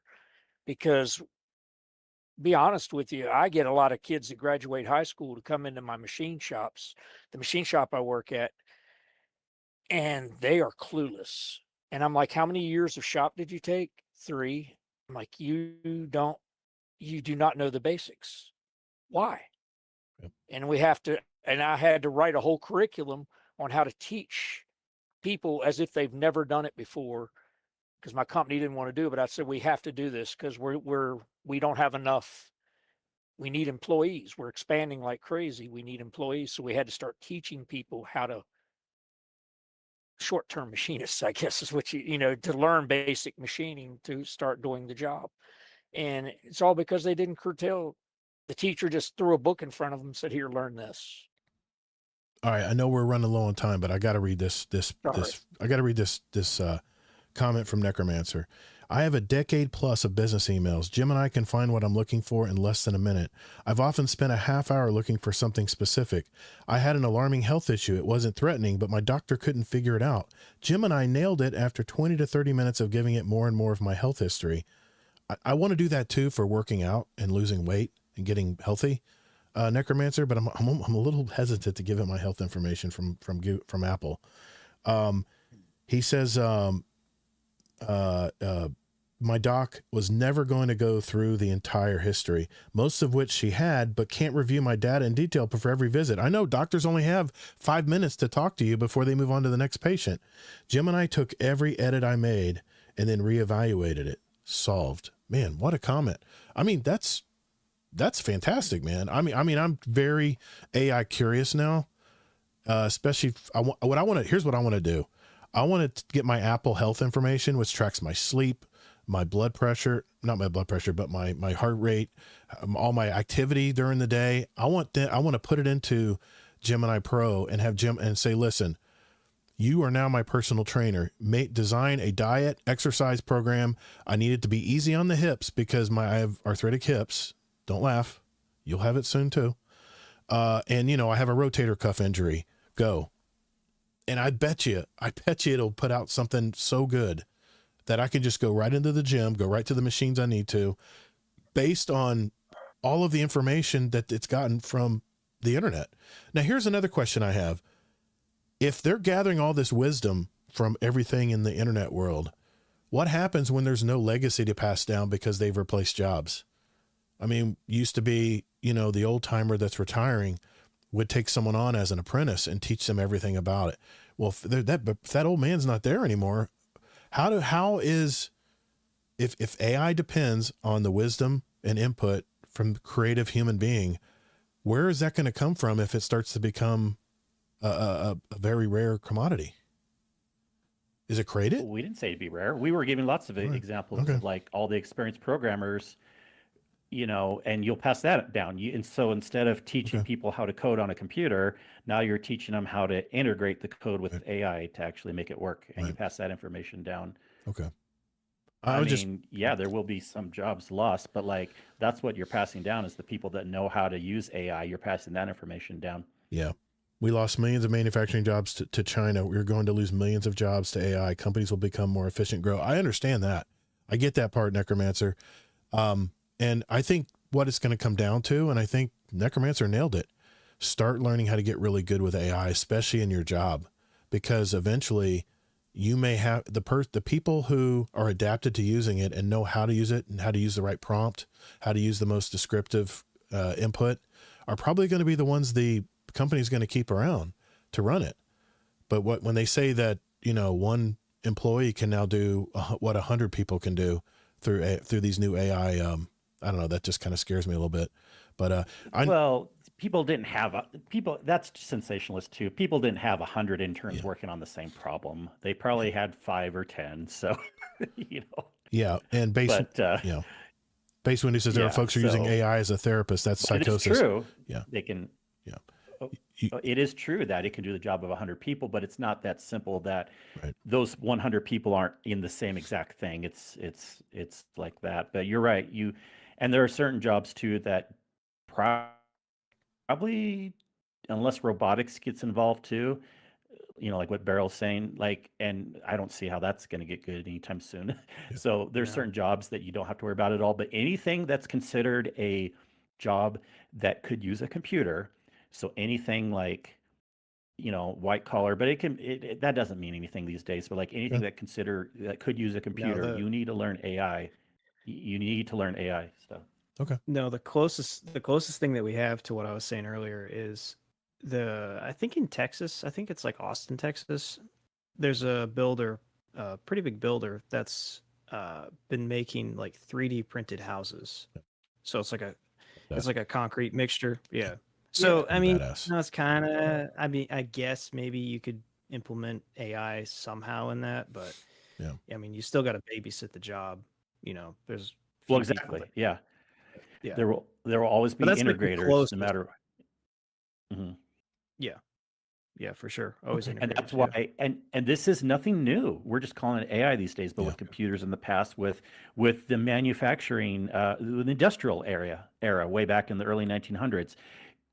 When you're on the lowest level of any job, you're more likely to not have the job. You need to keep working up and up and up so that you have job security. So whether it's learning how to use industry way back in the day, or learning how to use computers from the 80s to today, or using AI from today on the future, you need to keep learning in your job, because who cares that we're calling it AI? Just learn the newest tools, how to do your job. There you go. I've been amazed with my Gemini. I've been really amazed what it can do. I test it. I see what I'll even say, do it in my speaking style, and it'll grab one of my documents, and it'll grab my document, and it's scarily close. It's scarily close. But anyway, it's a good topic. Thank you guys for indulging me. That really gave me pause this week when I read both those articles, and I said, I got to talk about both of these. I know it's going to be long winded, but I had to at least mention it, since this is the AI episode. But we need to catch up for the week, and I want to hear more about our new guest, Noltorious here. So we're going to do that when we return. Good talk, guys. Good talk. Thanks for the input, chat. That was awesome. Dun, dun. That was awesome. I loved hearing it. Here's what we're going to do. Why don't we go around the horn and catch up?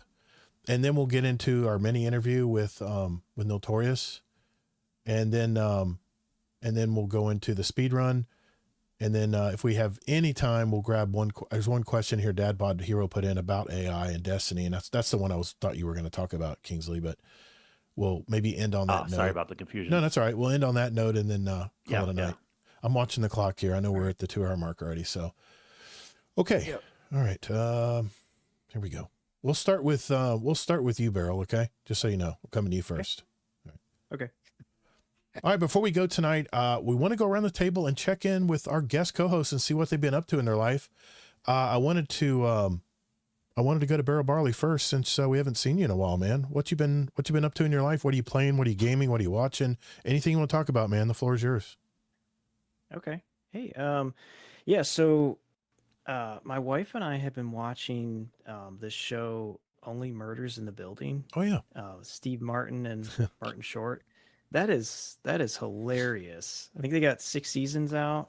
We're on season 5 right now. Or maybe the 6th season is coming out, I think. But yeah, that's been a very, very funny show. It is a good show.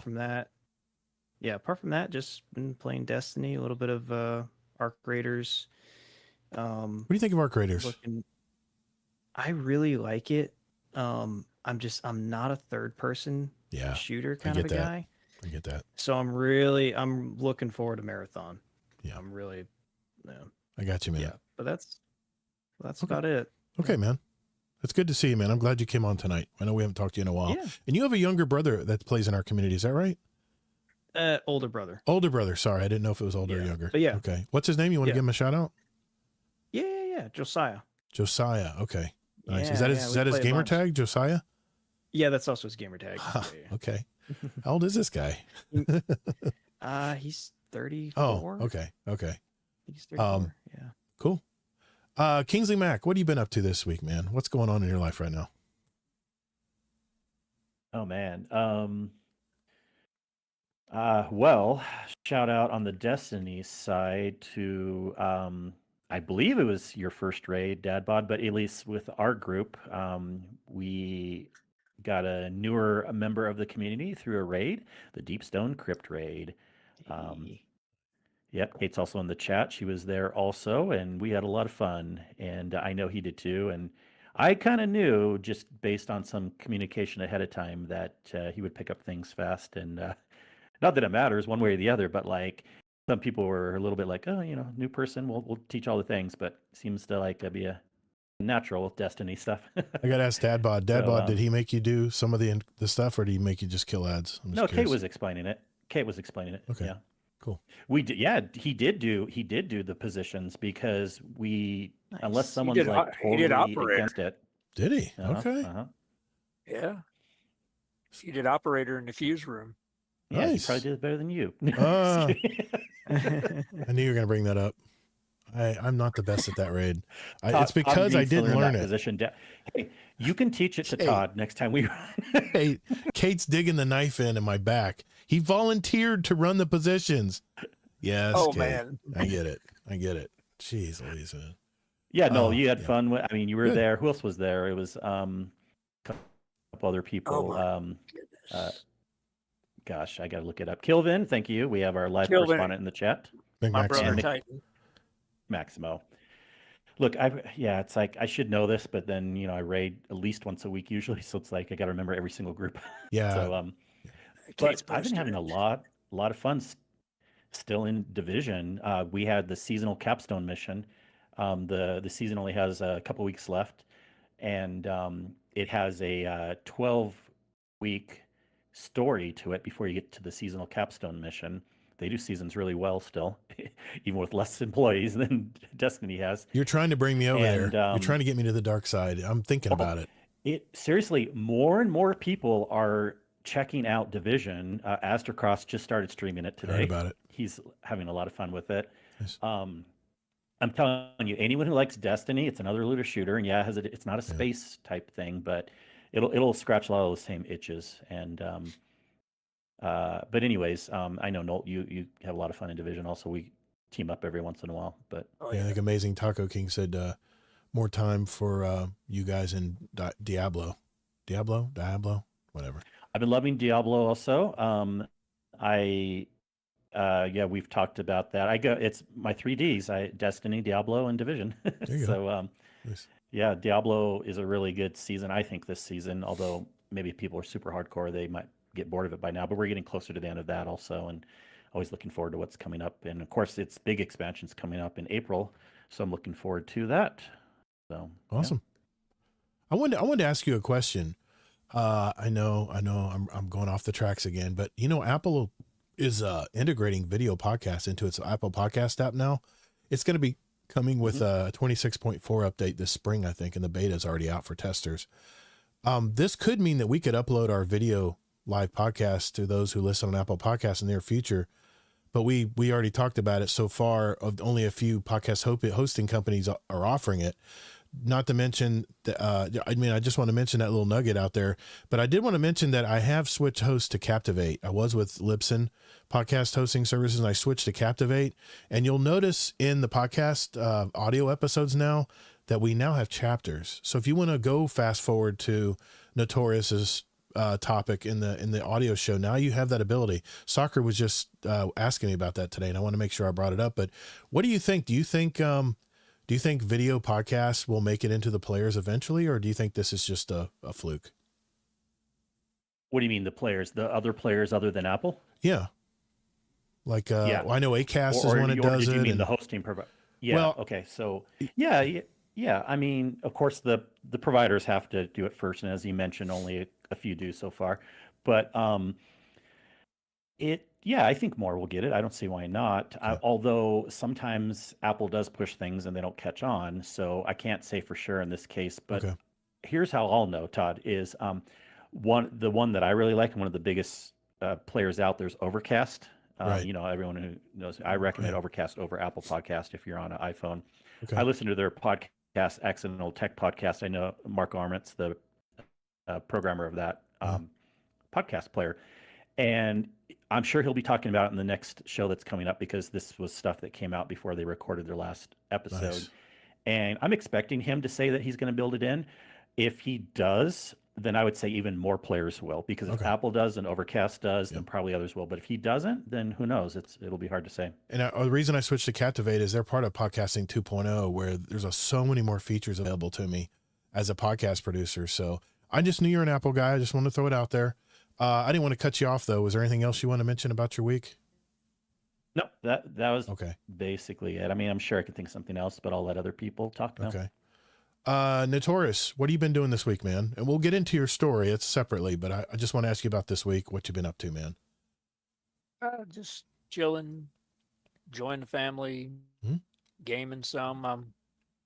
We'll talk about it when we do my thing. Okay. I've just been recovering and getting healthy again. Nice. Okay.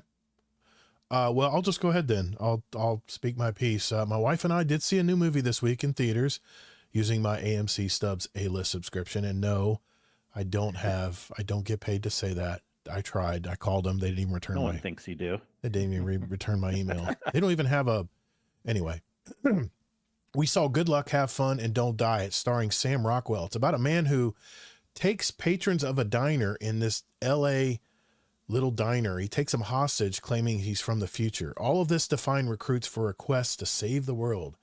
It's kind of funny timing on this movie, because we were just talking about AI. In fact, we were talking AI. My wife and I were on the way to the movie, and we didn't even know it was about that.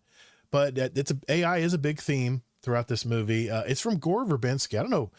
You probably have to be an old timer like me to know Gore Verbinski, but he made a lot of the Pirates of the Caribbean movies, and a long list of very odd movies that he's made in the past, like The Weatherman with Nicolas Cage. I don't know if you ever saw that, Kingsley, but I found his movie has very similar themes to the Matrix. And you know how much I love that movie. It's a little more wacky, funny, but bloody all at the same time. And I really enjoyed it. Rotten Tomatoes has it at 84%. IMDb has it at 7.5 out of 10.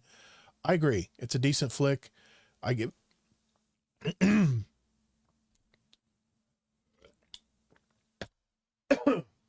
something got my throat. Something got my throat. I don't know if I'll go to the theater to see it, but no worries. That's why I was talking in place. Yeah, it sounds like a fun movie. Yeah. What else do you have to say about it? I give this one 4 stars. A solid, good film. Man, that just caught me all of a sudden. Probably because of my diatribe earlier. I renewed my subscription to Peacock. I talked about that last week, and I have been all in on the Traders, man. This show is just such good junk food for TV when you just want to watch something at night before going to bed. I just watched the second season of UK Traders. I love the UK Traders because it's a social experiment. You know, you have all these people, 3 of them are traders, and they secretly kill people at night. But there's a way the faithfuls, the other side of the coin, they can actually find out who is the trader through little clues they get from mannerisms. And like I said, it's a big social experiment. And what I love about the UK traders is you start learning the mannerisms of the Brits across the pond. You kind of realize how they talk to each other, and it's very educational for me since I had a UK meetup, UK GDC meetup last summer. So I'm really enjoying that, and I'm watching the latest season of the US version as well, but it's on a week-to-week basis. I hate streaming platforms that make you tune in every week. It's just, I just don't like it. I want to give a shout out to our Saturday night raid crew. I think we completed almost the first 3 encounters of Salvation Edge, and it's just refreshing to learn a new raid and be challenged by a raid and try something new. And then I think we did a really fast, like sub-hour Vault of Glass run afterwards because we had a little bit of time left. And I was wanting to talk with Heyoka, and let me give a shout out to everybody. It was Heyoka. It was Azura Demon, which I've never gamed with. Very good. Smurf, which is a very good raider. Allocate, and of course, Kingsley Mac was our Saturday daytime raid. And then Friday night, it's my normal raid crew. It's Rona Red Lion, Allocate, Zombie Pops, and Mr. Sin Media. And of course, Mr. Kingsley Mac doing that. But we did a Deep Stone Crypt run, which I love to do. That's my favorite raid. But then, like I said, we ran and did the a Vault of Glass real quick afterwards. I haven't played a ton of video games other than my game of the month, which is Arc Raiders. I played it with Jealous. Jealous jumped in, and he was kind of my bodyguard. All he did was just show me and teach me everything in this game. And I got to admit, man, if you watch that stream back, I live streamed it, and you can watch the playback of it. I learned so many things. And if you look, every time he mentions something to me that this game is doing in the game, I keep looking up at the camera going, why isn't this in Bungie? Why isn't this in Destiny 2? Because this is what would make people stick around and play more. But anyway, I had a great time. We played for probably 2.5 hours and just had a good time. I was getting a lot of stuff done. And what I love about this game, it's the one thing I love to do in Destiny is collect materials. So I'm a material hoarder. I'm grabbing stuff. I'm like a little rat. I grab stuff and I'm running into those little expansion, one of those little drop pods or whatever, and the excavations, whatever sites or what they're called. And I'm just stacking up everything. I've got all my workbenches built, so I've got everything in place now to just start making all kinds of cool stuff. But then we ran into what was supposed to be a friendly server, and these guys just totally aped us, and we lost everything. And then it came back down to earth that, okay, this isn't Destiny, because I lost my tier 3 gun that I just built. I lost all these materials. I go back, and other than the chicken giving me a little bit of a thanks for playing materials, I lost everything that was in my backpack. And they do have a safe pocket where you can put something in there like a blueprint or something that you don't want to lose. But that kind of came crashing down when someone actually shot me, because every game people were all friendly. We're all just talking with each other and real friendly and having fun, and just makes you realize that it's not always about the PvE side, that there's a lot of PvP players in there as well. And all they want to do is just kill you and take your shit. So, and then I found out the guns, this is a good, cool concept, Kingsley, maybe for a future Destiny game.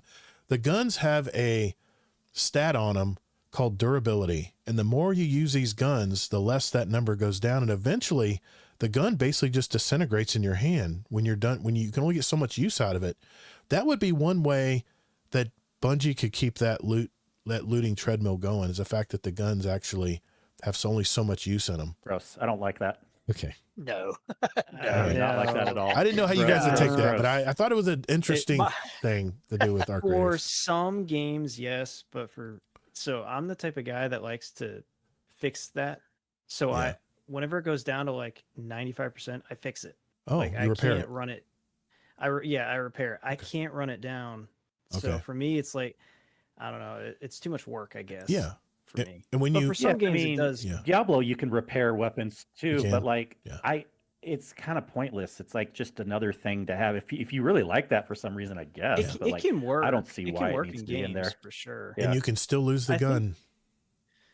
I think for Happens. arc raiders, it works pretty good because you don't really shoot that much. I mean, you can if you get into like a heated battle, but like, you know, you're not shooting as much as in Destiny. So I think it makes a little bit more sense. I hear you. Okay. No, that's all I had. I tell you what, let's get into our interview with Mr. Noltorious here. We'll do that right after this. I got to pull up the sheet. I got to make sure I have my questions. Forgot to pull those up. I've got Google Gemini like on the fly right now. I'm so addicted to this stupid AI now. So they even got into your workshop and took all your stuff, No. or just what was on? Yeah, and here's the thing I hate about arc raiders. You can't put weapons in a safe pocket. So your No? weapons, you bring your weapons in there and you can have a nice shiny tier 3 weapon and they're like, oh, thank you very much. Now they have it. Aren't you supposed to know that before going into the game? I mean, like, Yeah, I know, but you got to know what game you're getting into. yeah, I really understand getting that, out of it but after we've the been fact. having so much fun all night. We were getting spoiled. It's like no one was shooting. We're all working together. Yeah. Guys Yeah, saying, I hey, get there's it. wire up here Yeah, if they you do need it, that. things like that. But I don't know. I just thought that was funny. But I know in Well, Division 2 they had the guaranteed dark marathon's zones. going to be worse. Oh yeah, marathon's going to be shoot on sight. Marathon is guaranteed. Everyone's going to shoot on sight. It's going to be way Yep. worse. I tried to tell people that. I tried to tell people that it's going to be a first person shooter. It's going to have that Destiny feel, but the problem is you got angry PvP players in there that want to kill something because they can't play Crucible right now. This is going to be their outlet. Oh, come on. I'm You still being- think okay, a I'm being majority of dramatic. marathons going to be When am I Destiny ever players? dramatic? I mean, God, that's hilarious. It might that might be the case. We'll see. There's a lot of angry Yeah. Destiny players. There is. I Yeah, could see but it's not gonna ZK be Mushroom majority going of in the there and killing marathon everybody. players. No. Damn you, Destiny. There's a majority of marathon players or Destiny players. That could be. No, probably Yeah. not. But it's funny to think about. That is funny. Yeah, I do know that a marathon's certain gear pieces degrades their passes to a person. Oh, I heard about that. As to not inflate the pool of loot. I don't know, Kingsley. Have you seen the recent 6-man Rook team? Okay, Scarlet Maddie. It's pretty cool. I think anyone That's Bungie pretty is cool. showing off I the know what social Rook sandbox stuff quite is. well. The, Yeah. All right. the game's still not for me, but I That's fair. appreciate that they're adding That's Rook in fair. there. I think that is a good idea. Yeah. Yeah. All right. I'm confident enough to know, Yeah. like I already tried it in the alpha too, and I know stuff has changed since then, but I know the game's not for me. So Yeah, we tried out the alpha and mixed results for me. Yeah, I know you were in it too, Kingsley. So, okay, here we go. no, not mixed for me. Yeah, I didn't like I it. know. All right, here we go. 3, 2. All right, boys and girls, this is getting toward the end of our show. On our new player or our new guest episodes, we actually will run them through just a quick mini interview and then finish up learning even deeper about them with our speedrun segment. So I know that you're from the state of Virginia, Noltorious, but what do you do for a living, man? Are you married? Do you have kids? Start off right there. Been married for it'll be 41 years this year. Wow. Dude, Kingsley's Yeah, putting us to shame, man. I thought I was the big kid on the block. I'm Damn. old. Got married young. Oh my gosh. I'm I remember our ages. Well, not specific, but I know more about the members in the Discord than you do, Todd. I guess so. I don't know. yeah, I've been married 41 years. I've got Nice. 6 kids. I got one adopted and Oh, wow. 5 of my own. And That's it pretty just I have a son that's the same age as your brother, Barley. He's a police Nice. officer Okay, here cool. in Virginia. And every family has their problem child, and I've had one of those, so a heartbreaker. So you learn to carry on, still love them, but can only do so much to help them. So Yeah. it's been good. It's Virginia. We're thinking about moving, downsizing our house since the nest is emptying. Oh, that's a great thing, empty nesters. Yeah, my wife and I are talking about, man, what Oh, can yes, we it do? is. With all the kids gone, man, we can go do so many different Yeah, things. you just got to raise, Don't have dude. that. Yeah. Oh man, I'm starting on the other side of that. Yes. Yeah, I've got So's my son. I've got Hey, we've been there. grandkids. Yeah, I have 8 grandkids. They are. Nice. I got 7 boys and 1 girl. With grandsons. They are a blast. I That love them girl's to gonna be death. so spoiled. She is spoiled. rotten. That's what grandparents are for, man. I cannot wait to spoil this kid. As soon as he's old enough to play a video game, I'm gonna put him in my lap. We're gonna go play Astrobot. Let's switch gears here. Speaking of video games, what was your earliest video game, man? Did you start from the beginning? 'Cause it sounds like you probably did. Oh, DOS games. Yeah, I started you did.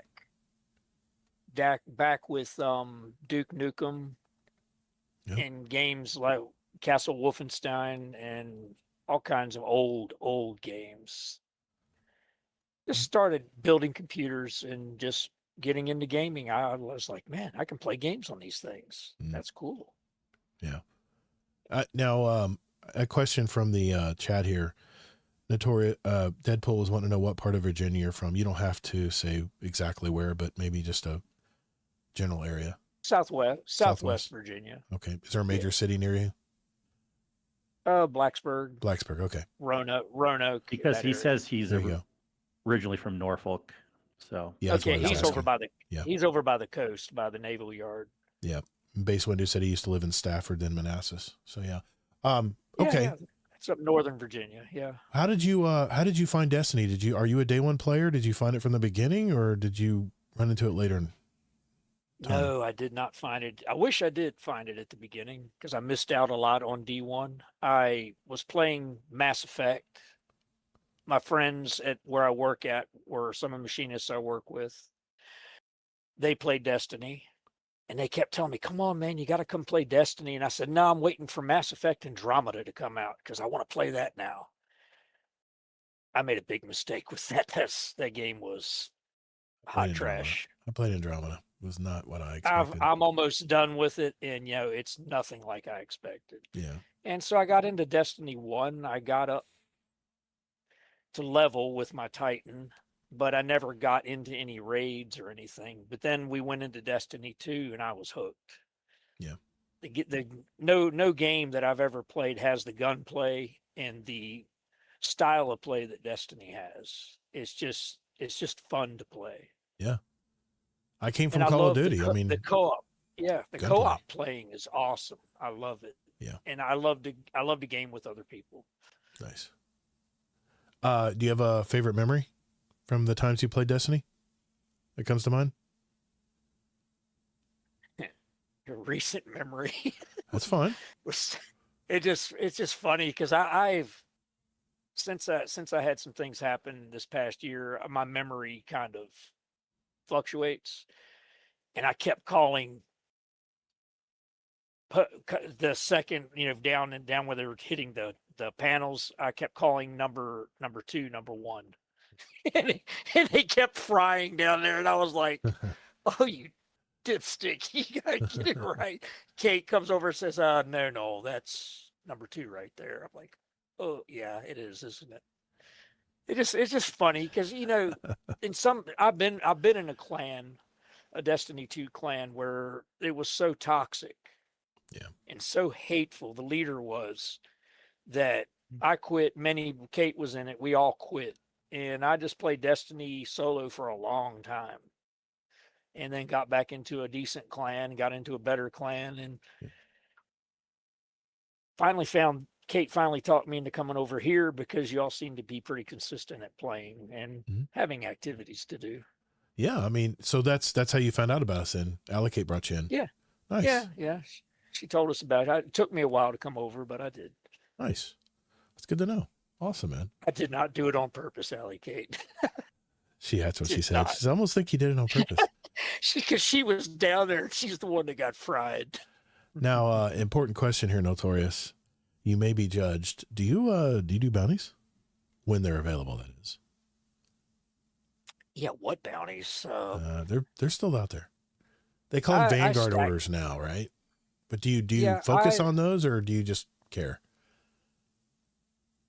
I'll tell you the truth. I haven't been on Destiny except to do raids or get on and play with some friends, see some friends online and maybe help them out and just get in and do things with them. I did everything I needed to do on Tharsis. I got all the bounties done. I got all the parts I needed, got all this stuff. Yeah. And I'm like, what's the point? And I know, judge me if you want, but it got boring and I had to take a break. So I got into playing some other games. I hear you, man. A lot of people did the same thing. I don't judge at all. I don't want to get burned. Yeah, I don't want to Yeah. get burned out and I hear get you. angry at the game. I've taken probably a good 10-day break from Destiny lately. So are you a Titan hunter or Warlock main? I am a crown eating champion. Of course. I knew you came across as a Titan. I guess Yes, I am. you just like the punchy We boy? bug him about it. Okay. You just like to be a What's punchy that, boy? Barley? You just like to be a punchy In boy? a loving way. All right. Oh, I put my strongholds arm and I'm a tank. I just go through and tank everything. He is, yes. Yeah, he's very good at staying helped- alive. He If- helped my I'll- brother and I beat Avalon the other night. Yeah, On nice. Legendary. Wow. Was- See, I drew the fire while they killed everything else. I'm Yeah. taking the fire. He was just sitting there with his sword, like just. But it's, Yeah, I was doing the derealize mission last night too, and kind of the same situation. Oh, Like I could yeah. not play that close as a warlock for sure, but We're oh more no, tactical. no. Yeah. When I play Warlock, I learned to try to find cover and angles to get at the enemy Yeah. because you'll get wiped. Now, a question I had here was, this is a question I like to ask because kind of tells me where I think your head is in Destiny. If there's one weapon in your vault that you could that you refuse to delete, what would it be? You can look at them if you have to.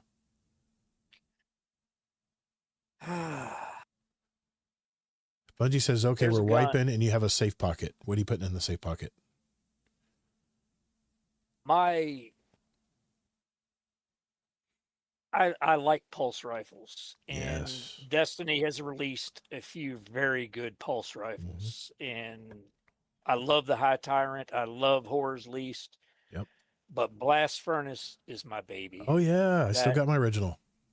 I've got the one that got the upgraded perks on it with explosive or kinetic tremors, and I think it's explosive payload or something Yeah. else. You on did it. it do Into the Light. You got a fresh one from there. Yes. Yeah, I did too. And I got it- several of them. It's just devastating It is. to use. I just don't use it much because, hey, guess what's in the kinetic slot that I'm using?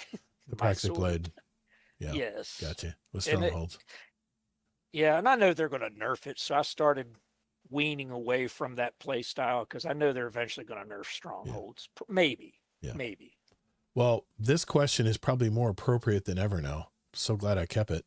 If Bungie assigned you a small, versatile team, just to you, that they can do everything. They have the whole nucleus of what you need to make changes in the game. What would you work on in Destiny 2? Remember, it's a small team. Small team. No work on. It's a tough question because my mind's racing, going several different directions. We haven't even done the speed run yet. I know, reel it in, boy. I think looking at content, some more. Why can't we have like some 6-person? More 6-person activities. Yes. Yeah, makes sense. Instead of PvP being the only thing that's 6-person right now, or Mhm. raids, why can't we have some fire team ops where we go in 6 people deep? That would be so much fun. Like a super strike or something. Yeah. Yeah. Okay. Yeah. That's And, good. and it would be great.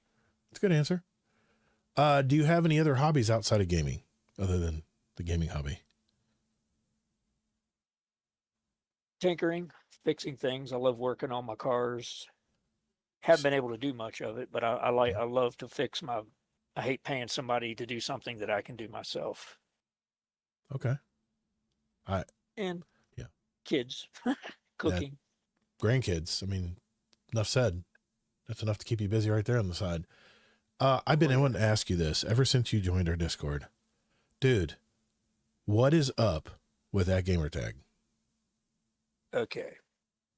The truck is what you're referring to. I don't know. I don't know anything about the truck. I know the truck is the avatar you wanted to use tonight, but I don't know anything about this. Well, Noltorious1 is a play on my name. And I just sat there and was thinking about it, and I said, oh, Noltorious. That'd be a cool spoof off my name, and I'll just go with that. And my gamer tag with the truck on Xbox, when I first started using consoles, my gamer tag was old Chevy truck.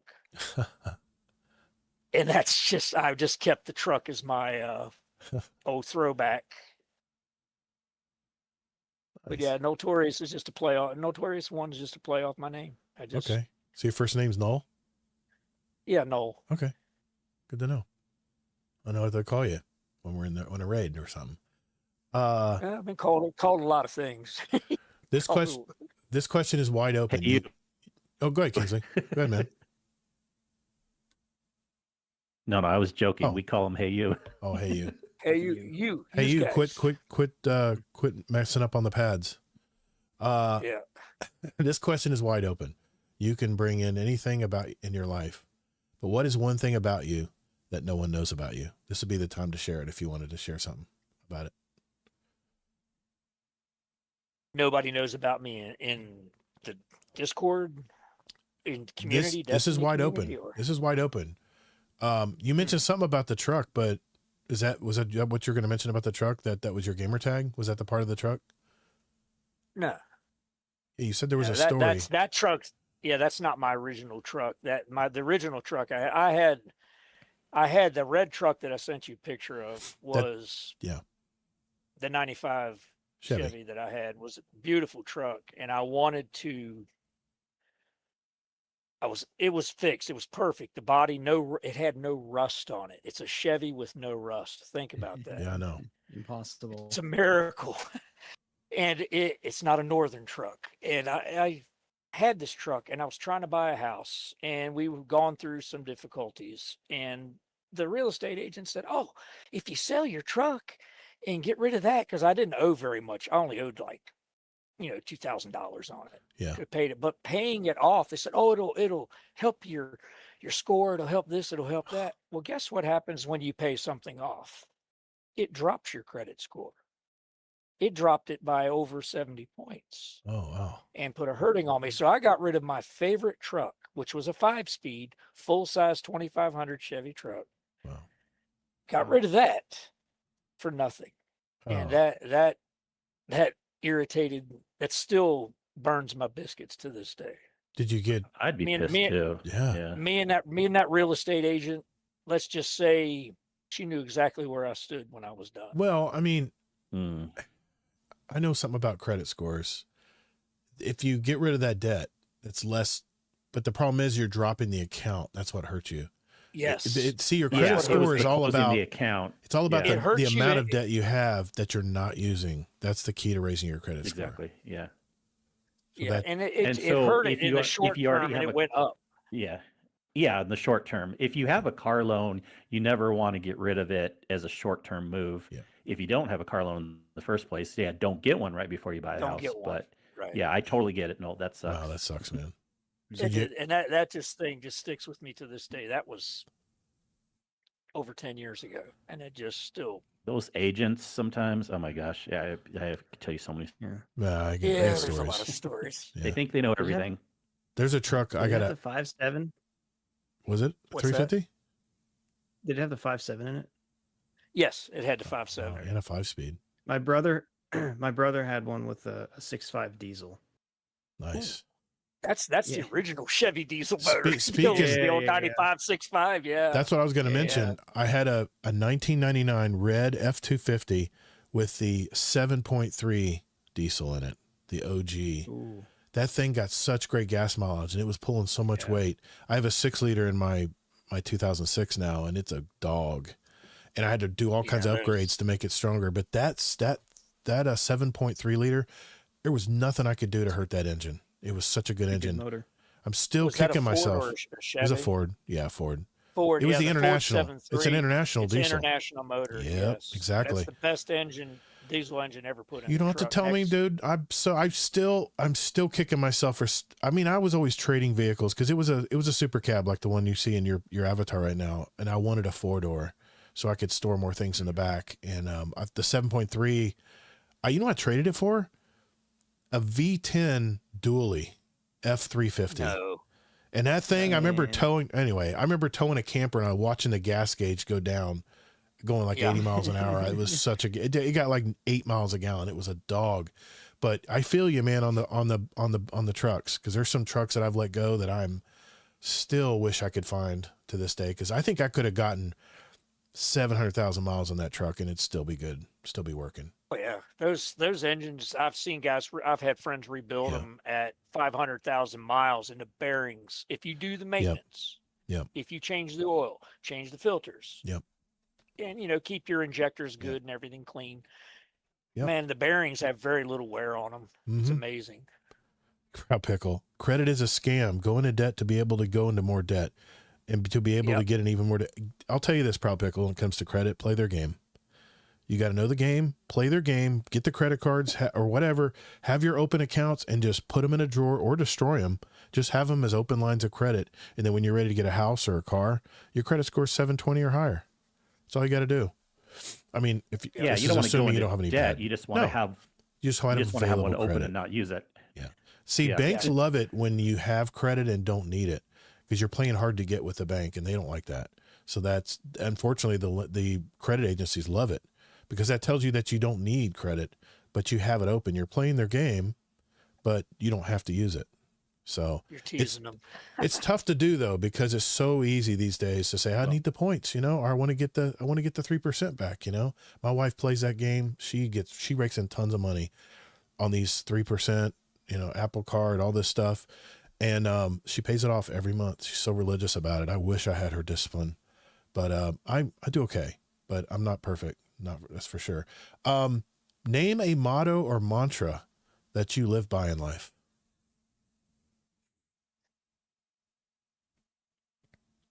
The thing that has driven me most of my life, because I've had to struggle to get ahead in every job, every place I've ever been, people would tell me you can't do it. And my favorite motto is watch me. Step aside, watch here, hold my beer, watch, step aside. Let me show you something. Because I was told that, I couldn't do this, couldn't do that. When I started building houses years ago, I went from being a ditch digger to a foreman laying out multi-million-dollar homes in Washington, D.C. area. So don't ever let somebody try to put you in a box, ever. You do what if you set your mind to it, you can do it. Good way to live, man. That's for sure. Well, I appreciate you sharing your life with us tonight a little bit, Noltorious, but we're not done yet. This segment is called the Speed Run. I've handpicked 25 questions from a pool of over 1,000. Actually, it's 1,200 now, submitted by our community. They're quick, simple questions to get to know our guests at an even deeper level. No time limits, no contest, just quick questions and answers. So if you're ready, Noltorious, let's begin. Uh-oh. Morning person or night owl? Night owl. Controller or mouse and keyboard? Mouse and keyboard. What's your favorite Destiny exotic? It could be from either game.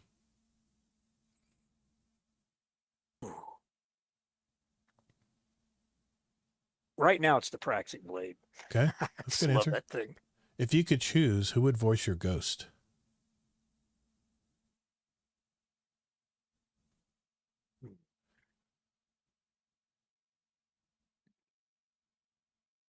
It's not a test. I'm not. It's what comes to mind. I know. I'm not. I'm just trying to think of.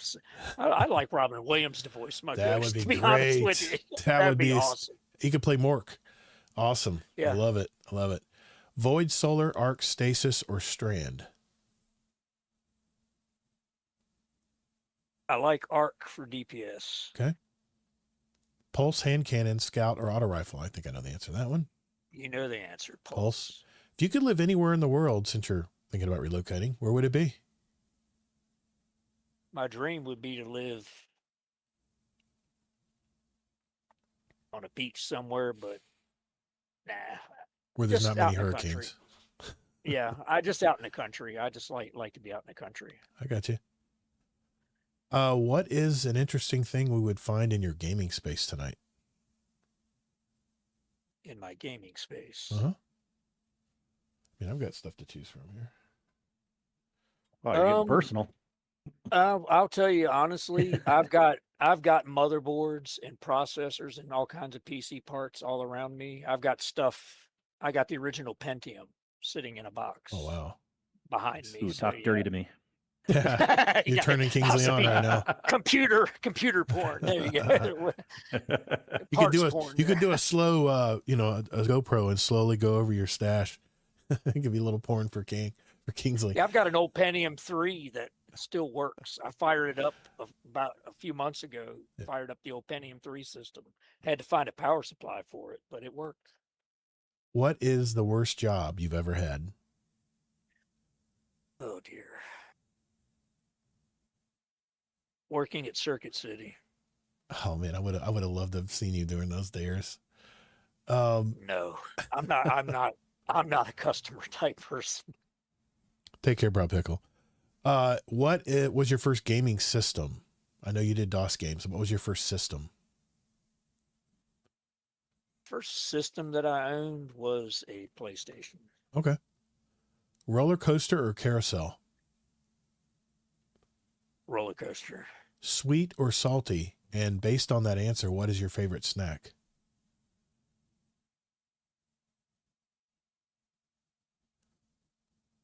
I like a little bit of both, but I like bit of honey.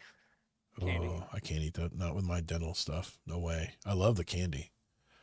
Yeah. It's like Mary Jane's back in the day. Or jelly beans, either one. Oh, those are good. Those are good. If you had more time, what would you do with it? More time in the day, or? Period. If you had more time, what would you do with it? If you suddenly had 38 hours a day, what would you do with it? Spend more time going visit.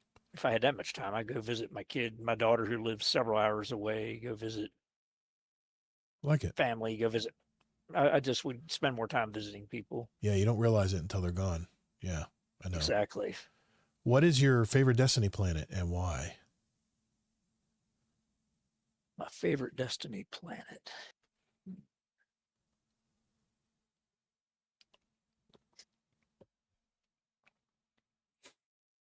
I like Europa. Okay. But it doesn't have much going on anymore. That was one of my favorite planets, was Europa, and Nessus was fun too. Nessus, yeah, I like Nessus. I still like Nessus. What is the best sandwich?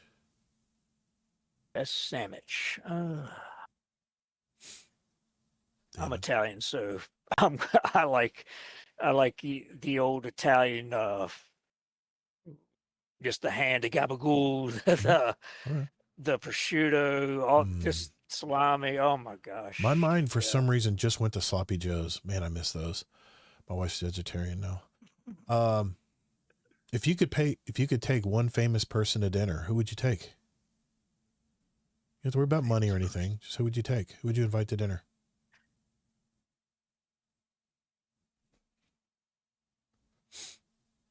I'd like to sit down and talk with Morgan Freeman. I really, really would. Okay. The man just seems so interesting, so down to earth, you know. Yeah, definitely. Probably very wise. What's your favorite holiday? Favorite holiday. I like Easter. I just do. Okay. I'll ask this anyway. I know the answer. Can you drive a stick shift? Absolutely. I learned on one. Have you ever had a nickname? Yeah. When I work construction. Whoa. Is it rated call, PG? Yeah, it's not dirty. Okay. I was called the mole because I could dig ditches like nobody else. Nice. Must have strong forearms. Love it. Who is your favorite Destiny NPC?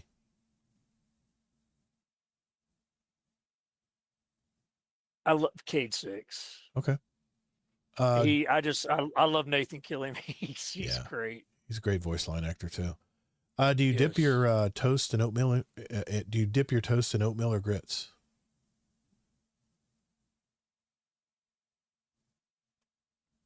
I'm not that Southern. I'm definitely Southern, man. That's the way I eat it. I eat it. I eat it on. I have it on the side. Okay, fine. You eat it on the side. What weapon slot do you use the most for your exotic weapon slot? As of right now, my primary, I'm using the Praxic. Praxic, gotcha. Or Thunder Chicken when I need to use Overload Killer. Okay. C3PO or R2D2?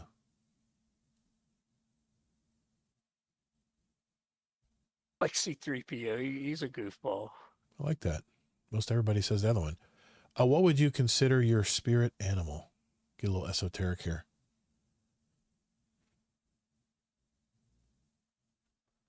I don't know why dogs like me, because I've never been a dog person. I've always liked cats, but dogs love me. So I probably a dog would be my Like an alpha wolf or a dog? Yeah, gotcha. Yeah, something like that. All right, final question.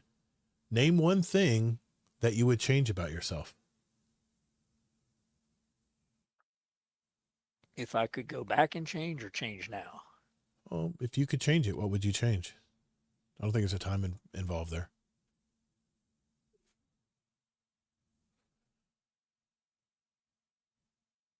Change how my eating habits. I don't eat too bad, but I could always do better. Okay. Eat healthier. Well, Noltorious, you have now completed the speed run. Thanks for playing along. Appreciate it, man. Thank you. We are bringing back our speed run question contest. If you do have a speed run question that you want to enter, we'll have a special speed run question submission channel in our Discord. And next year we'll do it all over again. We had 2 winners this year. They've already been paid out. And we will spin the wheel of names to find that out. You'll have a chance to earn a $25 Amazon gift card. No, it doesn't sound like a lot, but that's thanks to our Patreon community, by the way. We have, you can enter as many as you want, but we're only going to take one as your official entry. So what do you have to lose? Let's hear it. If you have something you've always wanted to ask in our speedrun question, this is the chance to let us hear about it. Okay. We have, our questions from our community right before we wrap things up here. Be right back. I'm going to ask that one question and then we'll call it. Okay, guys. We're definitely good. We're wandering into late show. Okay. I got to stand up for a minute. Good. Late night show with Todd the Gator. Yeah, what we might do in the future shows is maybe have 3 topics since we have the interview involved. We might do that maybe. That probably might work. I mean, we're still tweaking the show a little bit. So, okay. I'm on the wrong notes. Get out of that, Todd. Get on out After Dark. After Dark, exactly. Okay, here we go. All right, boys and girls, it's our the final segment of our show. This is where we get our questions from you guys. No, it's not our final episode. Just kidding. There's a question we got from Dad Bod Hero, and I know we just answered a question he had earlier, but this really ties into our kind of our theme tonight. He asked this. He says, "Hey Todd, so here's what I've been thinking about lately when it comes to AI and Destiny specifically. With Bungie being significantly shorthanded, do we think it would be a great tool to speed up production for a new game? Even the possibility of making a Destiny 3 with the short staff they're working with now, would it be considered a good resource for the direction of the future of the franchise? Does that possible scenario show innovation or dependency? If AI enables more consistent seasonal drops and fewer content droughts, would players prioritize reliability over handcrafted pacing? Is steady content cadence more important than the occasional and often delayed, deeply polished expansions? If AI assisted in building strikes, seasonal activities, or even weapon variations, where is the line between tool and creative replacements? I really do believe that the future of AI could build a franchise built on lore, mystery, and a curated experience. In other words, raids and dungeons that can maintain its soul if algorithms can help shape the future of the Destiny universe. The big question is, would the community need full transparency for where and when AI is being used during the possible Destiny 3 development? With content being as stale as it has been, would the community really make a massive deal out of the guaranteed new Destiny game? Would be in the works? And if produced much faster than years past, if the gameplay feels good, does it matter how the game was made? He has one more thing he wanted to say. Lastly, if AI can sustain Destiny 3 for 10 plus years with consistent updates, does that future outweigh concerns about today's artistry? I think the long-term health of the franchise is no longer dependent on human-led vision that delays production speed. I know it's a lot.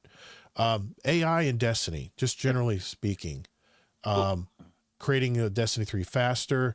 Would it matter that, the AI is making the game and not maybe handcrafted by an original developer or someone that comes up with the original idea? I mentioned Unity earlier that they're going to bring up at the Game Developers Conference here next month. Comments, questions? Well, it goes into a lot what I was saying too. AI is not actually at the point where it's a good tool for making whole things like strikes and creative stuff. We definitely still need humans for the creative stuff because 2 points, humans don't usually like the quote creative stuff that comes from AI, and also it just isn't as good as mathematical stuff. So I do think AI would help, but nowhere near some of the ideas here. It'd be better for like the algorithms helping program the boring stuff that's within there quicker. As it is right now, and even if we're talking a magical Destiny 3, even if they went all into it, on the programming side, it could help maybe a fourth of the way there, but you still need a lot of human interaction. Now, if they're trying to use it for like voice lines and all the creative stuff, they can claim it's going to help, but I don't think people are going to like it. And then, of course, on visibility, yeah, you always want to kind of mention that it's being used. I think more and more people are not so much opposed to AI being used, just how it's being used. And again, on the creative side, it doesn't do very good. Yeah. Barrel? No? Yeah.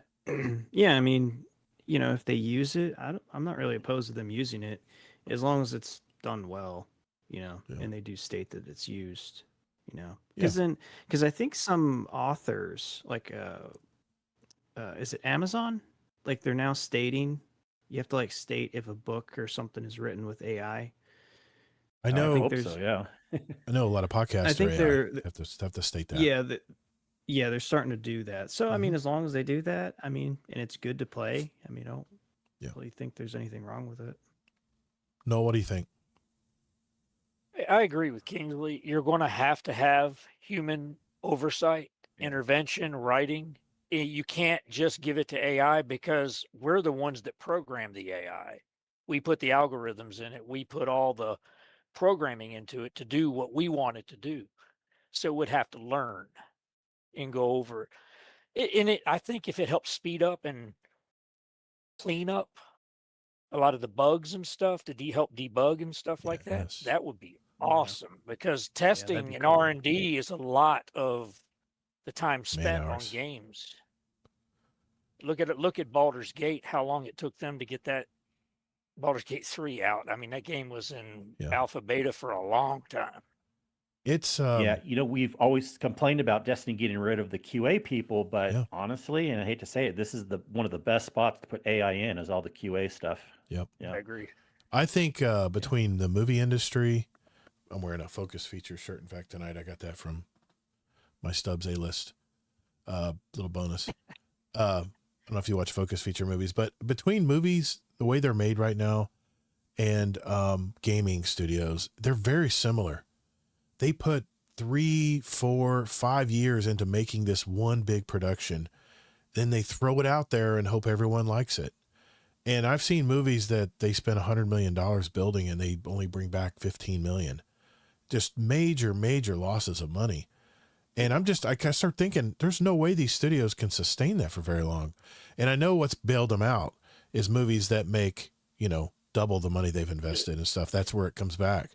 and it all averages out, I guess. But the same goes for let's just say Bungie. If they can use AI to do the initial programming, like they're talking about with this new Unity AI, whatever, artificial intelligence program or whatever, if they can do all the initial setup, and they have the creativity to allow that artificial intelligence to create the game, the background, so to speak, with all the net code and all the spaghetti code and stuff, and make sure it all works together, I think that is where AI can really change the whole gaming industry going forward. Instead of games taking 3 to 5 to 6 years to make, what if because of this new AI system to be able to double check and make sure all the programming fits perfectly, or maybe even play it, like I mentioned in that example, play the game as a human and then go back and correct stuff that doesn't look good. If you have certain parameters built on what you want, what the experience you want to feel as you're going through there. And I know AI can't feel, but it would be 1 to 2 years to make a video game. That sounds more reasonable, or a movie even. That sounds a lot more reasonable. James Cameron was talking about how future Avatar movies, he's going to go big time into AI. He's been using computer, CGI and stuff to make a lot of his stuff. And he goes really high tech too. His movies are crazy detailed. I mean, it blows me away when I watch his movies. They don't even look real. If they can really embrace those aspects of what I talked about earlier, the heavy lifting, the sorting, putting the codes together, the initial code, putting everything in place, and then have the humans on the development side or the producer side on the movie start putting their ideas and taste, and have AI weave that into the storyline and stuff. You wouldn't need to get rid of writers and stuff, because you need writers for that original content and material. I think if they can integrate those two things together, yeah, I think it could be a big deal. It could be a game changer. Yeah. I don't know if we could, I don't know if we could get down to 1 to 2 years, but maybe. See, I'm pretty confident right now AI can get us a fourth of the way there, but maybe eventually we could get at most a half of the way there. Yeah. And so if a game takes 4 or 5 years, then maybe it can take 2 years, 3 years. But I'm not saying I know for sure, but like I kind of know where it's at right now. And it's AI can't do everything in a game. There's still, even if it does a lot more, I think we're only at a fourth best case scenario right now, and that's still nothing to shake a stick at. I mean, like we have, that's a lot. Shave a year off here or there, but think of the millions of dollars saved. I mean, you imagine what the cost is to make a video game? It's probably as much as a movie production. I mean, there's exceptions, but I guarantee you Bungie has at least $100 million in a Destiny game.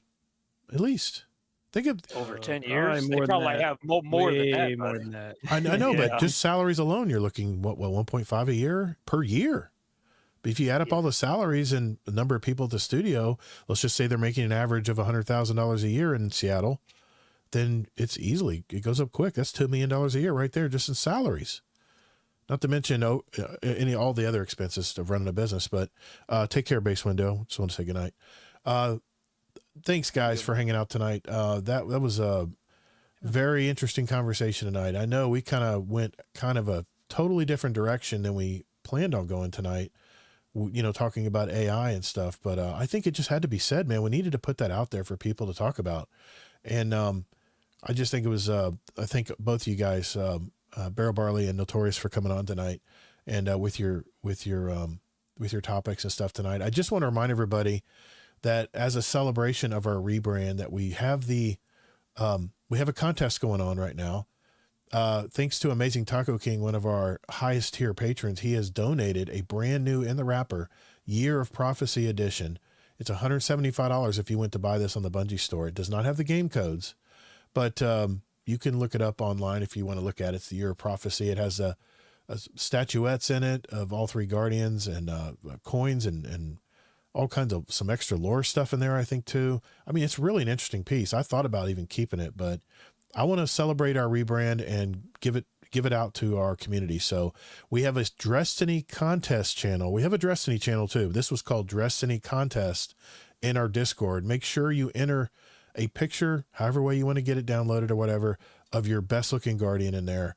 And that will be your entry into the Wheel of Names. And the first episode of March, which is coming soon, it's only another week away, probably 2 weeks away. by the time we get back to our March episode, we're going to spin that and someone is going to win it. So we'll ship it to you. The only exception is we do need an address to send it to. So make sure before you enter that you're okay with giving out your address to me. It'll be DM'd to me, not anybody else. So that way I can ship it to you guys, whoever ends up winning it. So thanks for that. Notorious, Barrel Barley, do you guys want to give a shout out to anybody before we leave tonight? I always want to give you guys the opportunity to do that. Yeah. No, this community's been amazing. That's just shout out to the community, just people that I raid with, and yeah, it's always a good experience. Thanks, man. Appreciate you coming on tonight. Notorious? Yeah. Glad to be here. I just shout out to Gator Cat who got me into this community. I just appreciate it, being patient, and I appreciate y'all because it's fun. It is a blast to game with y'all. Y'all put up with my forgetfulness. Well, I thought I was one of the oldest in here. I didn't realize we have some older gentlemen here as well. I love it. I love hearing it, man. That's why we have Gamer Grant. Oh, that's fine. That's why we have the new guest episodes. Makes it really nice. Thank you again, everybody, for hanging out with us tonight. Make sure you hit the subscribe button if you're watching on YouTube. Make sure you hit the follow button on Twitch, and that way you'll get notified when we come out in our future live shows, which are every Thursday night, 9 p.m. Eastern time. Good night, JD Kent. And that's it, guys. Hope everyone has a great week. And remember, whether in life or in your game, get your reps in. Later, Guardians. Have a great week. Good night. Get your reps in. Yeah.